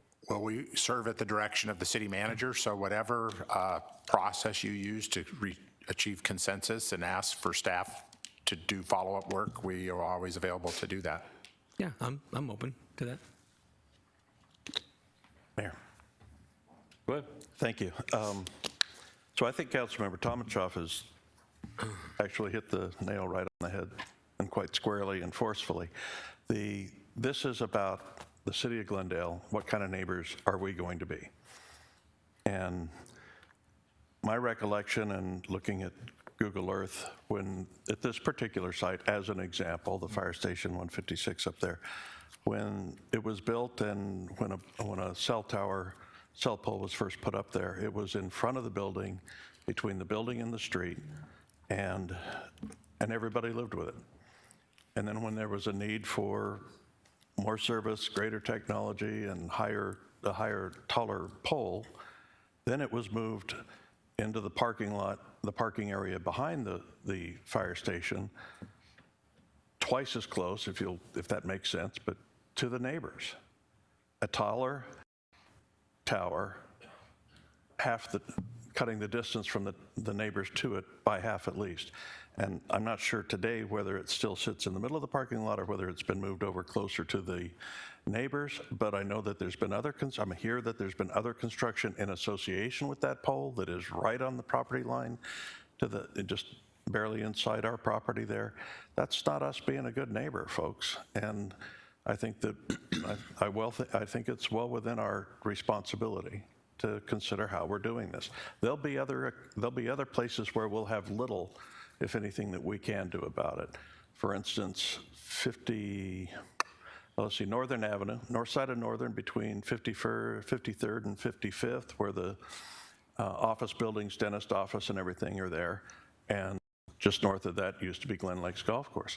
Well, one of these towers that's pictured in our material today sits on the property line between that commercial office area and Glen Lakes. Those neighbors that are coming, will be moving into Glen Lakes, or what used to be Glen Lakes, are going to have a terrific view of that huge cell tower. That's not our doing, but again, would we let that happen today if we were doing it? And if we look through the photographs that have been distributed to us today and the ones that are the towers that are along the right-of-way and streets and things like that, honestly, I think are less obtrusive and more fair to the community as a whole. The burden is shared equally by all of those who travel briefly past it, as opposed to it sitting, blocking the peaceful enjoyment of somebody's own backyard or front yard. So I can support Councilmember Tomachoff. Thank you. A question I have, and I don't know who can answer it. When was that pole moved? What year? Mayor, the pole moved, the beginning of the move, I think, started probably in 2019, but 2020 for sure. As Councilmember Tomachoff mentioned, there was ground site equipment that was placed and had to be removed and replaced because it wasn't done properly. But I would like to say 2020, 2021, perhaps. Okay. We can get the exact date for you when. And I'd like somebody to clarify, but I was told that during that move that there was some negotiations and someone within the fire department had negotiated covered parking for fire employees. Is that correct? Does anybody know for sure? Mayor, I heard that there was negotiations several years ago. It predates our tenure, so I don't know the answer to that. But I do know that covered parking was one of the things that the city it was promised to the city and was installed as something to do with that. Was that pre this move or the very Yes. first time? Mayor, I know the answer to that question. It was part Well, of answer the initial, when the initial tower was placed there, and then the parking was never installed. And so when the pole was moved and the conversation was revisited, someone in the fire department that knew about this said, hey, we never got our covered parking. But it was part of the original agreement. It wasn't part of, this literally was just a lease renewal and then some changes to the height of the pole. The lease has been in place since 2013, I want to say. I think it was 2013. And I think that's when the parking structure being put there was negotiated by, I heard the same thing, somebody that was a captain at Station 156, but it was never put in until 2021, I think. Okay, and then does anybody know the difference in height of the poles from what it was to what it currently is? Mayor, I don't know, but we do have that information so we can find out. Yeah, I'd like to know that.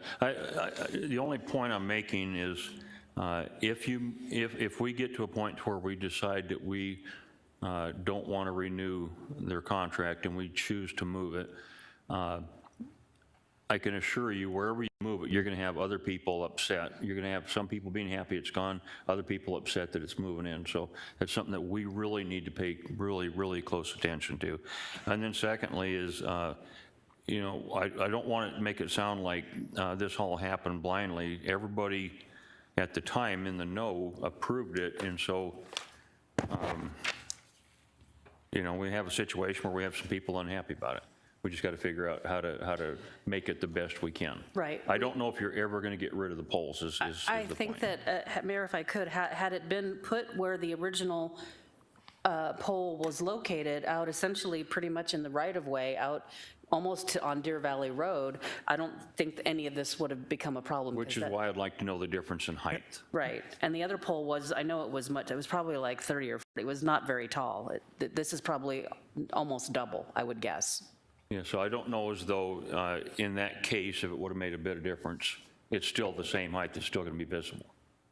But it's not literally visible like this from your backyard or inside your house. This is 150 feet from somebody's property line. That out on Deer Valley is not 150 feet from somebody's property line. Yeah. It's further away. So honestly, if it was out there on the street, it didn't bother any, you still would see it, but it's not going to be this.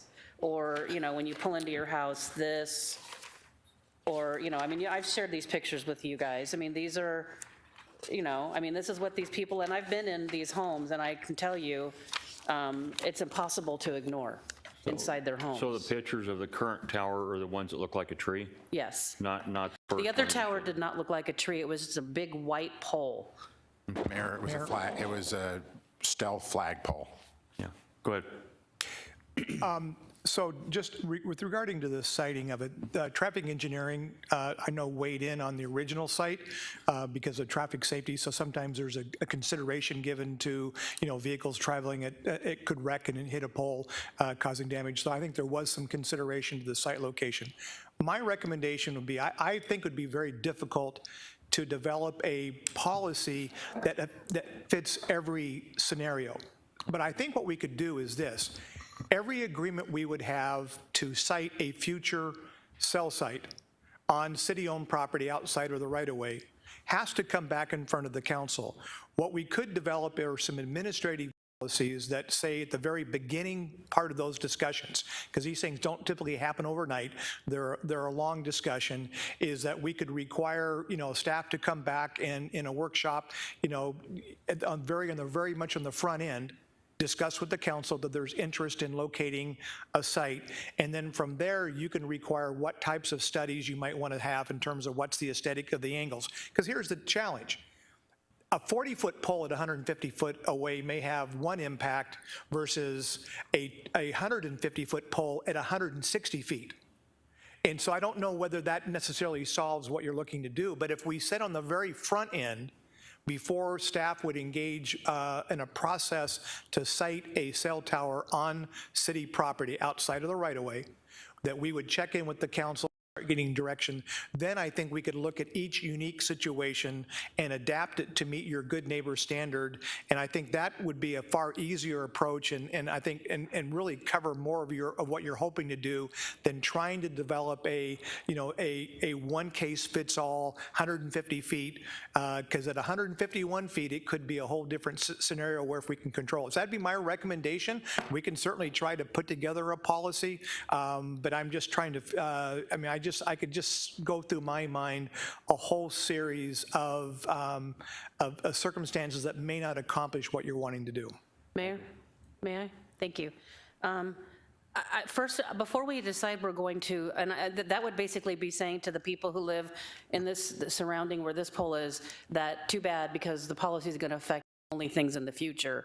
So I'm not willing, at least myself, I'm not willing to go there yet. But I say before we do that, let's find out if this is the only one. If this is the only one that now exists within 150 feet of residences, then we're really only talking about a one-off, and then we can move on with a policy for the future. But we don't know if there are any others that are this close to residences that are on city property. This may very well be the only one. I don't know the answer to that.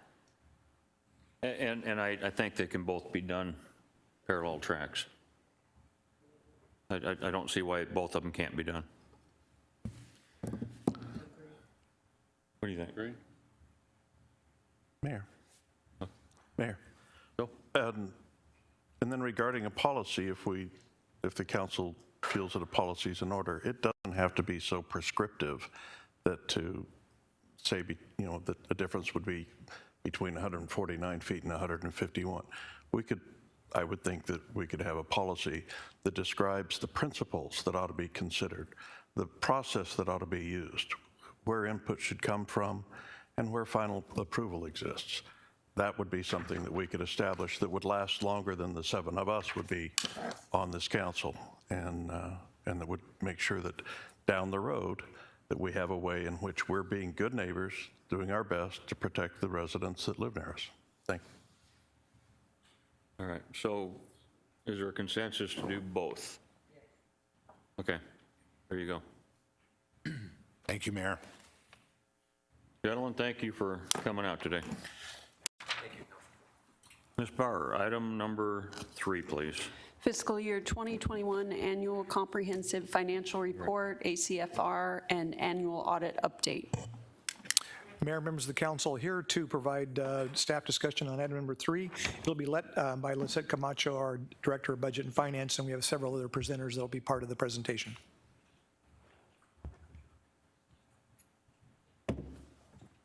Good afternoon, Vice Mayor, members of the council. Today's presentation will be led by Megan Elgin. She was promoted to the city's controller last October. And also Mr. Dennis Osage, he's our external auditor with Clifton Larson Allen. With that, I'll turn over the presentation to Megan. For our financial statement audits,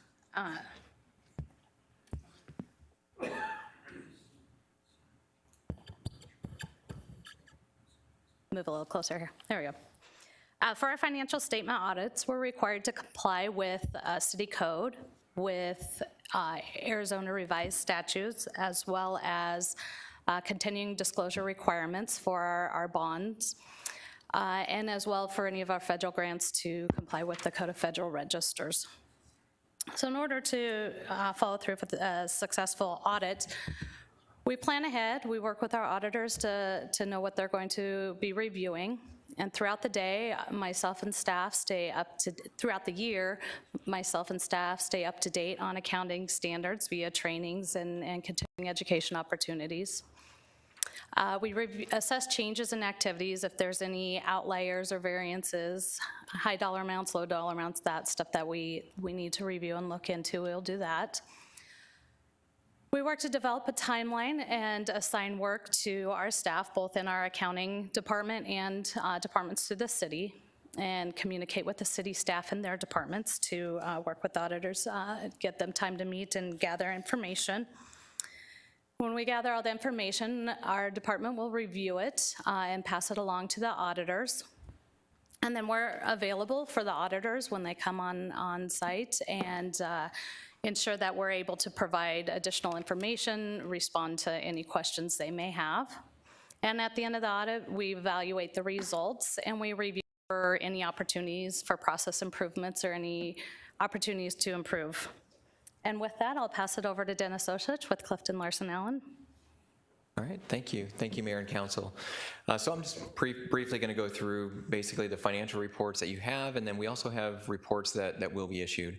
I do want to preface it as well, too, that these reports will come to you in another meeting as an action item as well. There's a new state law where the reports will have to come to you as an action item, so those will be brought forth. But really the purpose today is just to give you a status update on where we're at, because with all of this COVID money, all of the ARPA money, we are still working on single audits. Typically, and I'll talk a little bit about the single audits, typically we do about 2 programs a year, and you're looking at anywhere from 50 to 60 hours per program that we look at, and that's typically budgeted for.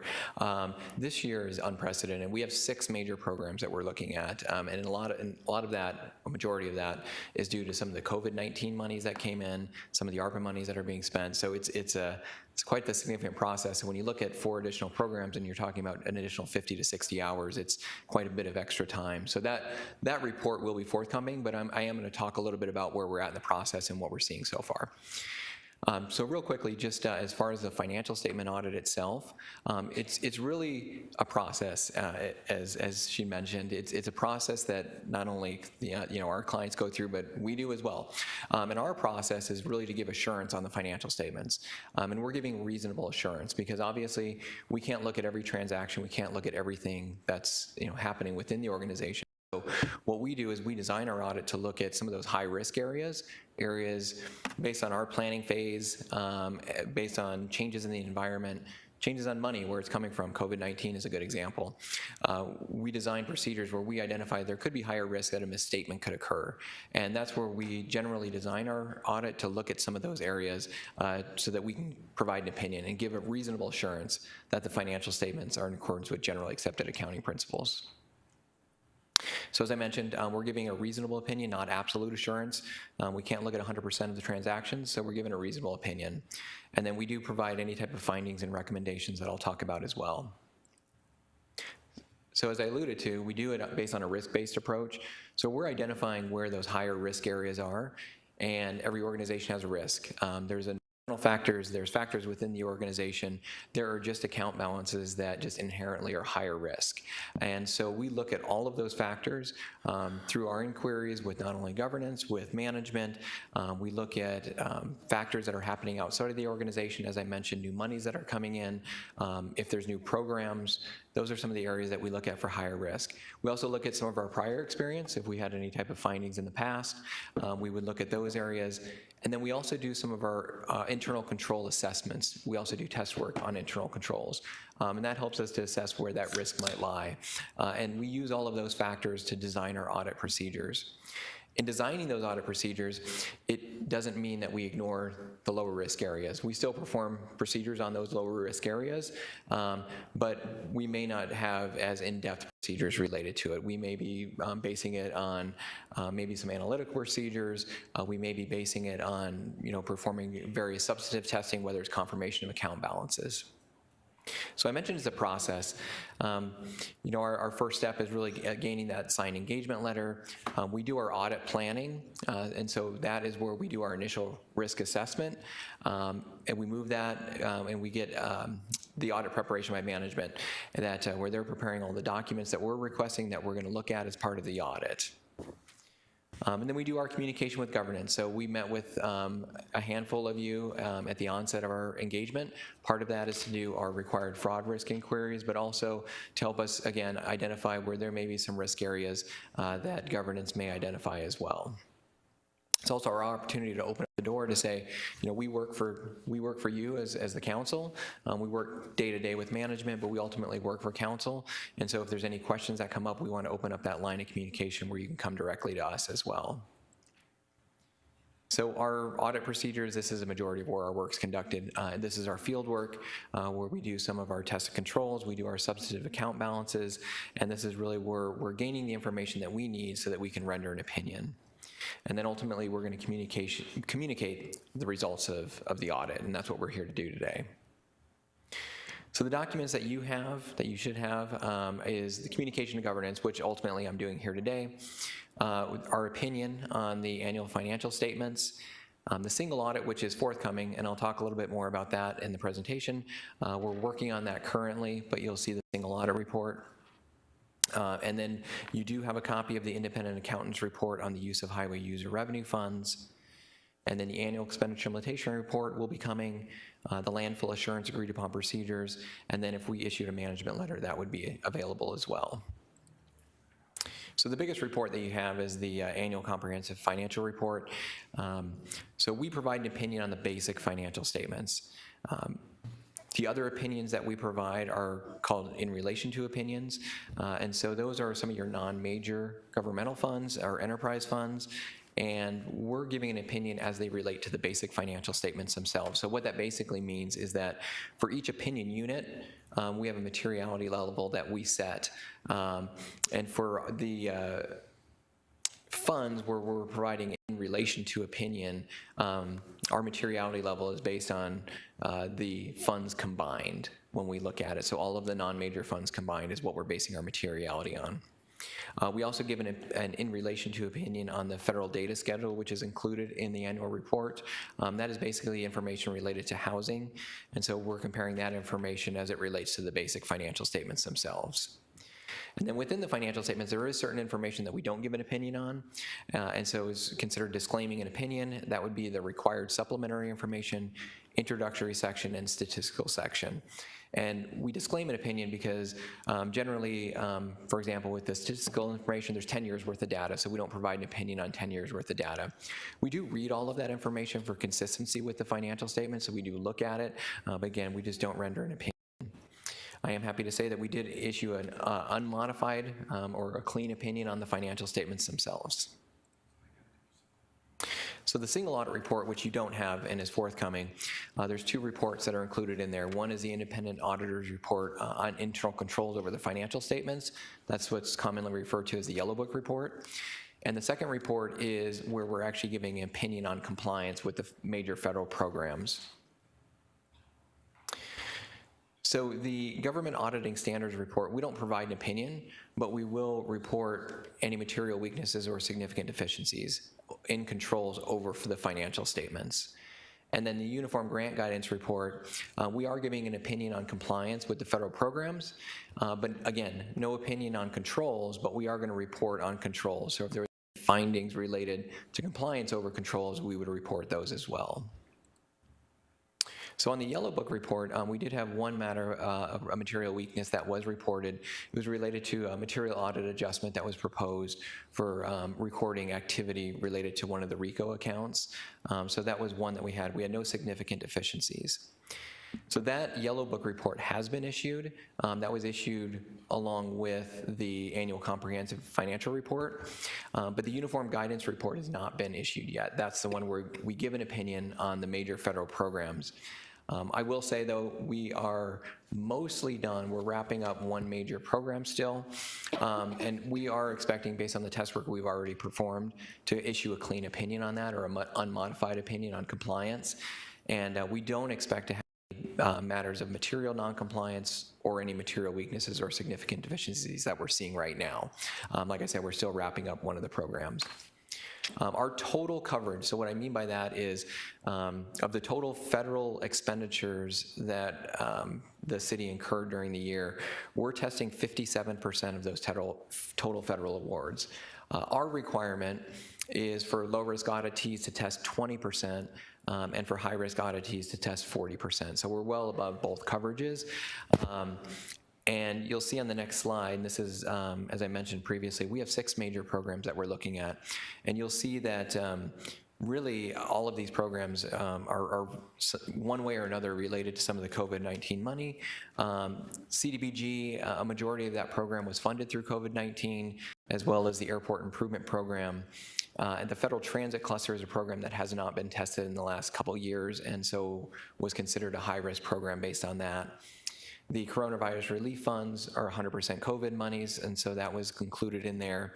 The Emergency Rental Assistance Program, that is a program that has not been tested in the last 2 years as well and was considered high risk. And then we have the Low Income Energy Assistance Program as well, which a majority of, I think it was 30% of that program, so not a majority, but a large portion of that program was funded by COVID money as well, which made all of these programs subject to the single audit that we're performing.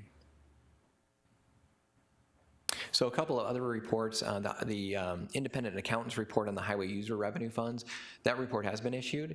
That is us giving an opinion on the use of highway user revenue funds in accordance with state statute. So we look at accounts payable, we look at payroll, and we also look at transfers out of that fund to determine the funds were ultimately used in accordance with state statute, and we did render a clean opinion on that report. The landfill assurance is an agreed upon procedures that we do, so we don't issue an opinion on that, but rather if we had any findings, we would report findings related to it. So these are procedures that are agreed upon. Ultimately, these are procedures that are dictated by federal guidelines when you have a landfill, but ultimately they're agreed upon procedures that we perform, and if there's any deviations from those procedures or the results of those procedures, we'd report those, but we did not have any findings that were reported. And then lastly is the Independent Accountants Report on the Annual Expenditure Limitation Report. That is not issued yet, but we are about 95% done, meaning that it just has to go through our final quality review. And so, I can tell you with certainty that we have no findings related to that and that the city is within their expenditure limitation amount. So that report will be issued here shortly prior to March 31st. And that concludes my presentation. I also have Ann Fang with me as well, too, from our group. Hold on one second. Sure. Councilmember Thomas had a question about 7 or 8 slides back. And I was trying to let you finish up and so she could go ahead and answer. But you just kept going. Thank you, Mayor. I think it was the slide 15 that you said that you named a specific report. I think that was the one with the material weakness. And yes. What was the name of the report? I missed that. I'm sorry. That was, here's the slide. It's the Government Auditing Standards Report. Okay. It's commonly referred to as the Yellow Book Report. So that is the report where we're reporting on internal controls over the financial statements. Okay, thank you. Yep. Okay, what else you got? Is that it? That's it for me. If there's any other questions, I'll be more than happy to answer any questions that anyone else has. That concludes our presentation. Okay, any other questions? Easy. Very good. All right. Thank you. Thank you. Okay, item number 4, please. Council item of special interest, bulk trash collection. Mayor, members of the council, here to provide staff report this afternoon is Michelle Watenko, Director of Field Operations. Good afternoon, Mayor and Council. As way of background, we did a workshop presentation on October 26, 2021, bulk trash in alleyways. At that time, Councilmember Turner asked for a council item of special interest. This is for communicating rules of bulk trash to our residents. We did send council a memo on this. So as part of this background, we do provide bulk trash service to our residents once a month. And we do have rules that are governed by Chapter 18 of the City Code. In addition, guidelines in terms of the type of material that can be placed, where it can be placed. All those are presented on our website, and they are also sent out to our residents. Mailers, the Clean and Green calendar is a very popular option.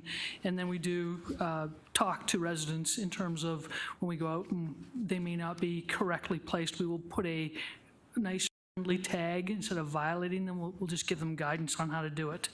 But the goal of this council item of special interest is to get direction from council on potential expansion of our outreach and communication program, as well as some funding option. We are estimating approximately 40 staff hours would go into this, and that would be determining best management practices by reviewing other programs in the area. So with that, Mayor, I'd request council consensus on us moving forward with this council item of special interest. Any questions? Go ahead. Just out of curiosity, how do you tag bulk trash? There's not a can, so you said, Yeah, Mayor, council members, we provide that to the homeowner. We typically do so on their door. Okay. Or we try and make personal contact with them. okay, thank you. Any other questions? No? Okay, consensus? Yes?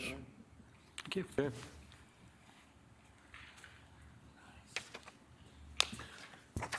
Item number 5, Ms. Bauer. Presentation regarding City Code Chapter 24 revisions.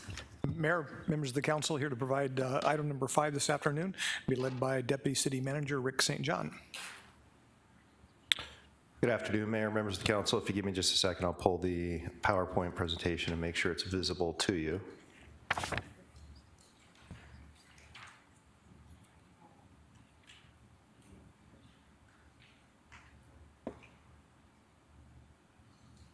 So today we're seeking council consensus on a couple of amendments to Chapter 24 of the Glendale City Code. If you recall, and I'm sure you do, there was a code review committee that was convened. They were together a little over 2 years, worked with a consultant, made major revisions to Chapter 24, as well as some pending revisions in the zoning ordinance.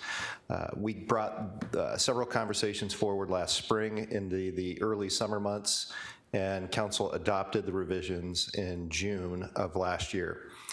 Since we have been enforcing these revisions, we've come across a couple of things that are sticky points for us in code, and so these are a couple of items that we believe need to be amended for enforcement purposes, and we'll walk through them. So we are seeking council consensus today on these amendments. The first amendment is a lot size distinction. In the old city code and in the zoning ordinance, the lot size distinction is 12,000 square feet. So if you have a lot that's 12,000 square feet or greater, then there are certain parking provisions that you're either allowed or denied. For example, on a lot greater than 12,000 square feet, you can have up to 40 feet of linear contiguous driveway or auxiliary driveway. But the overall percentage of your front yard that's dedicated to maneuvering or parking can only be 40%. On lots less than 12,000 square feet, you're only allowed 30 feet of contiguous linear drive, and you're allowed up to 50% of your total front yard for maneuvering or parking. So those are the big distinctions. That was changed by council as a recommendation from the Code Review Committee, changing the distinction from 12,000 square feet to 8,000 square feet. And so any lots greater than 8,000 square feet are now allowed the 40 feet of linear drive and 40% parking and maneuvering. Under 8,000 square feet, 30 feet of linear drive, 50% of your front yard dedicated to maneuvering or parking. Where this causes concerns, there are communities and residential developments that are plus or minus 8,000 square feet depending on the lot that you purchase within that tract home development community. So we have several examples going from the Ocotillo district all the way up to North Saguaro, right on the border of the Cholla district, where there are communities that are, say, 7,600 to 8,600 square feet lot sizes. So in theory, your neighbor could have a lot that's over 8,000 square feet and be allowed things that are different than what you're allowed because you have a 7,800 square foot lot. But in driving down the roadway, there's no distinguishable difference between the two houses.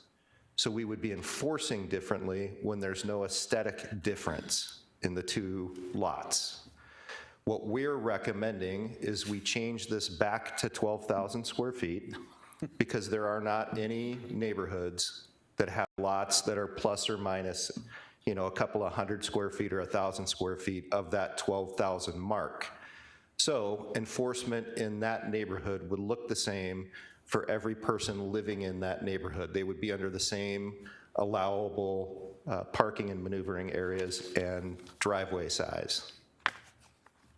Hopefully I've explained that well enough, and again, we are seeking consensus, so I'll pause and allow for questions from the council. Nice. That was a big fly. Must have been big. Question? Yes, Mayor.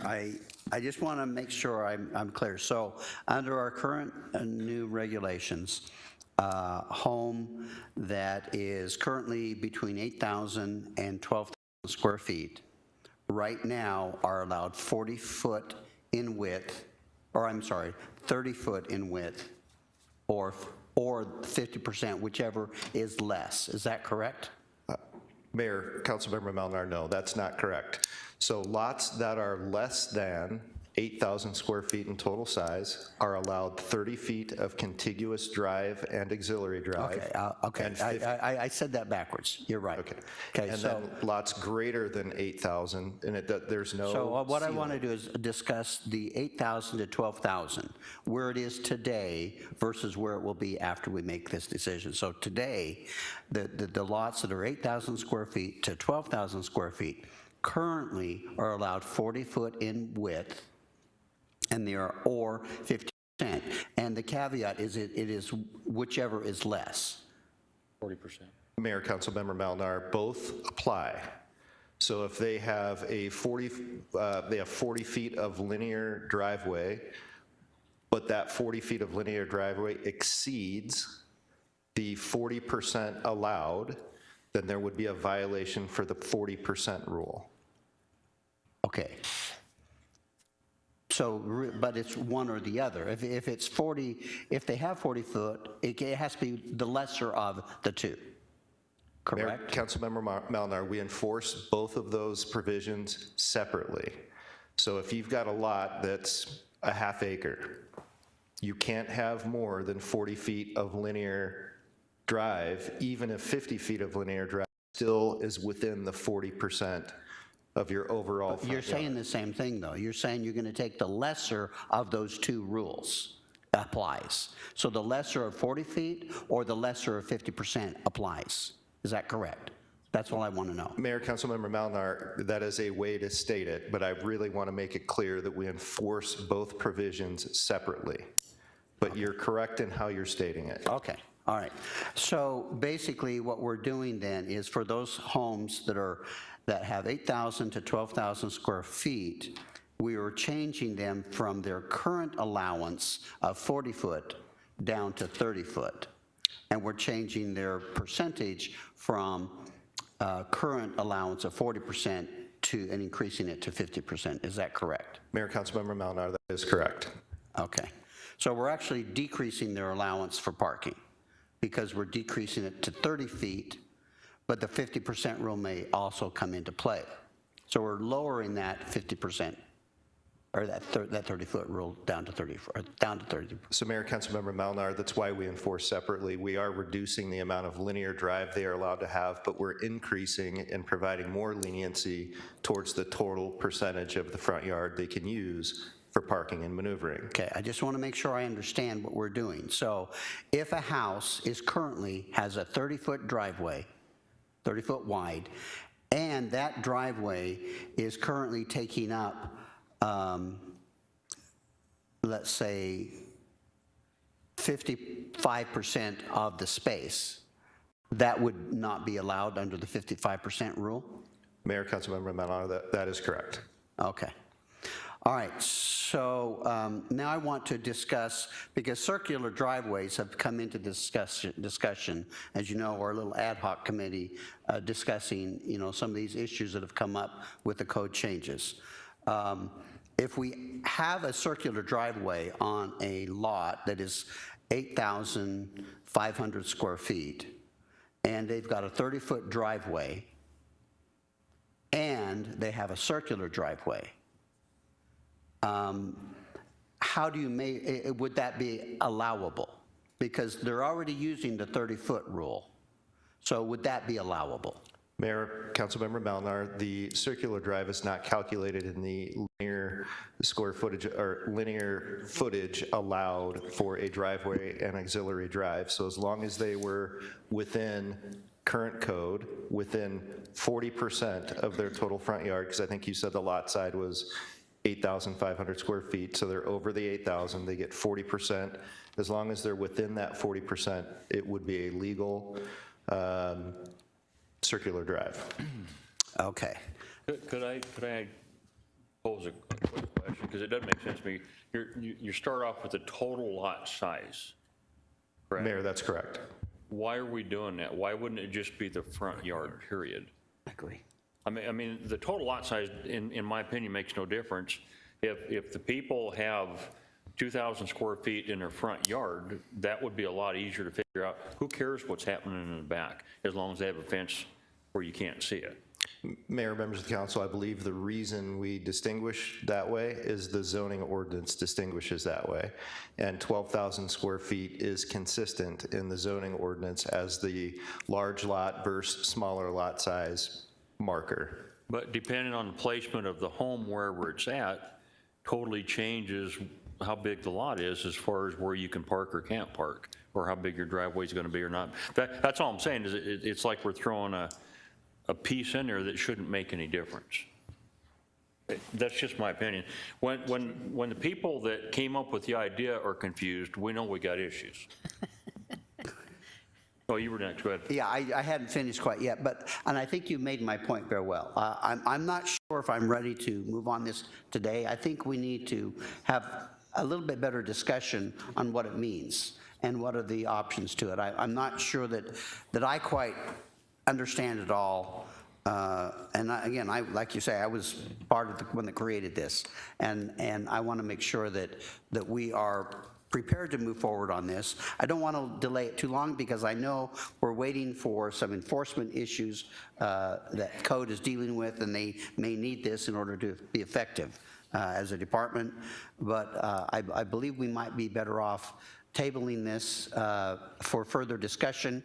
We do have an ad hoc committee, which is basically some of us together, some residents, legal, and Mr. St. John, that have been discussing these issues and how we want to address them. And perhaps we could just come back with a discussion with that group and then come to some sort of consensus of our understanding, so that then we can move forward back to council. Are you asking to table it right now? Yes. Is there a consensus to table right now? Agree to Yes. table. 'cause I'm I have confused, questions. yes. Okay, all right, done.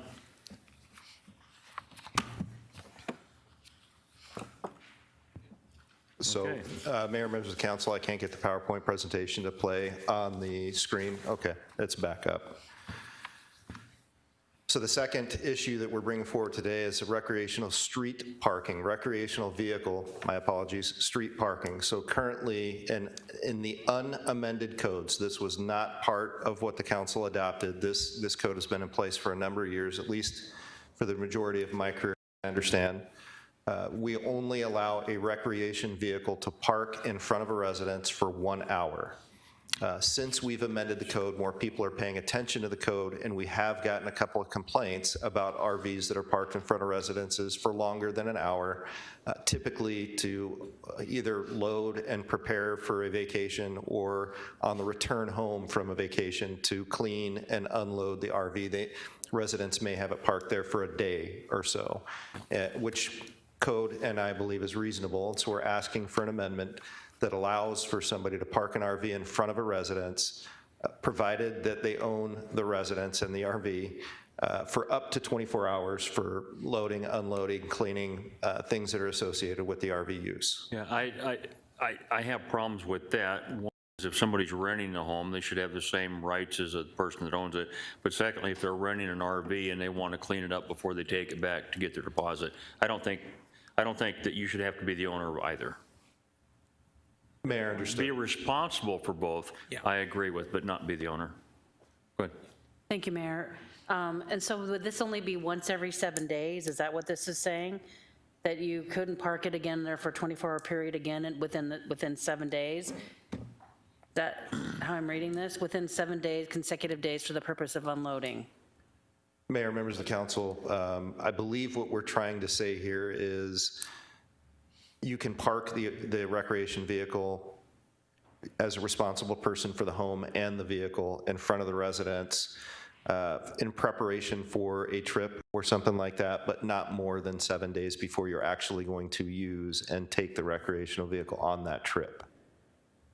Okay, I think, and your question was within a 7-day period? Well, I think it's not quite clear, and so I think I would think that it means, because if you're going for a long weekend, you want to be able to park there on Friday, and then you want to be able to park there again on Monday, so you can clean it up and all of that. So I don't know if there's a way to word that more clearly, but I think it could be a little more clear what you mean by 7 days, because at least for me, I don't really know what that means. Mayor, Councilmember Tamalchoff, we can reword that when we bring it back to the voting meeting if we get consensus. All right, consensus? Question? Yeah, okay. just reword it. I would just like to get clarification on the table motion, or that wasn't really a motion, it was a consensus. Well, we can't vote on it, so. Right, but it was just simply that we want it brought back Yes. at a later date. Yes. Okay, thank you. Mayor, if I can get clarification, what am I bringing back at a later date? That's the part of the point is I made the recommendation that our little ad hoc committee kind of get together with you and discuss further. And then once we have that discussion, then formulate where we want to go with it and then bring it back to council. Thank you. Okay. Very good, thank you. City manager report. Mayor, members of council, I've got two quick items for my update. First, as you know, the Gaslight Inn property in downtown on Glendale Avenue has been in a state of structural disrepair for several years now due to an automobile accident that took place. And so now is officially under new ownership, which we think is very positive. The new owners purchased the property after a tremendous amount of due diligence. Our engineering staff and team worked very closely with them to walk through all the issues that were there prior to them closing on the property. The new owners are very motivated to get the building operational, and so we're working very diligently with them to facilitate that. We're looking at some things we can do because some of the structural work is in our right-of-way, and so our team is looking at what our options are for how we can cover the things that are in our right-of-way. But overall, good news. If you go back not more than about a year ago, there were serious discussions taking place that the building would be torn down, which I think would have been a huge hole and likely not replaced for some time. So this is good news. We're real excited about the new developer coming in. They've got great plans for the building, and we'll keep you up to speed in terms of what's going on there. And then just a couple hours ago, the Fiesta Bowl, which of course, is something we're very familiar with here in Glendale. Their executive director, Mike Neely, is stepping down. They made that announcement later this morning, and he's been with the Fiesta Bowl for 8 years. And so the bowl has asked, the board on the bowl has asked Jim Hatfield to step in as the interim director. He's a retired executive vice president, chief financial officer of Pinnacle West Corporation, which is a subsidiary of APS. They do plan on doing a national search for that position. And again, this takes place here in our community. I'll reach out to Mr. Hatfield and, continue to pledge our support with working with them, but that is some new news that just took place this morning, and that does conclude my report. Okay. Go ahead, Michael. No report, but we do have an executive session. Thank you. Council item special interest. Next item is just that. Items have opportunity for each council member to indicate topics that they'd like to have discussed by this council at a future workshop. Councilmember Clark. Yes, Mayor, not a new item, but I did suggest quite a while ago about the possibility of looking at some kind of district overlay, special district overlay, and I'd like a status report from whomever on staff was assigned to that project. Is that it? Councilmember Hugh? Nothing, Mayor. Councilmember Milner? Nothing today, Mayor. Councilmember Tomchoff? Yes, Mayor. I know we've discussed this a few different times, and I thought that it had been assigned to, and maybe it has been assigned to, I think, somebody in strategic initiatives. But I'd really like for us to do a resident satisfaction survey. I know a lot of other cities do that. They send out a survey, they ask residents, a variety of questions, but I'd like to at least move forward the discussion about serving our residents and find out what their satisfaction is on a variety of issues that affect our residents. Thank you. Thank you. Councilmember Turner. Nothing today, Mayor. Vice Mayor. Nothing at this time, Mayor. And I have nothing right now. Motion to go into executive session. Motion and a second to go into exec. Any discussion? Hearing none, all opposed. All in favor, vote aye. Aye. Any opposed, vote nay. Your guys have it, do have it. Council is recessed.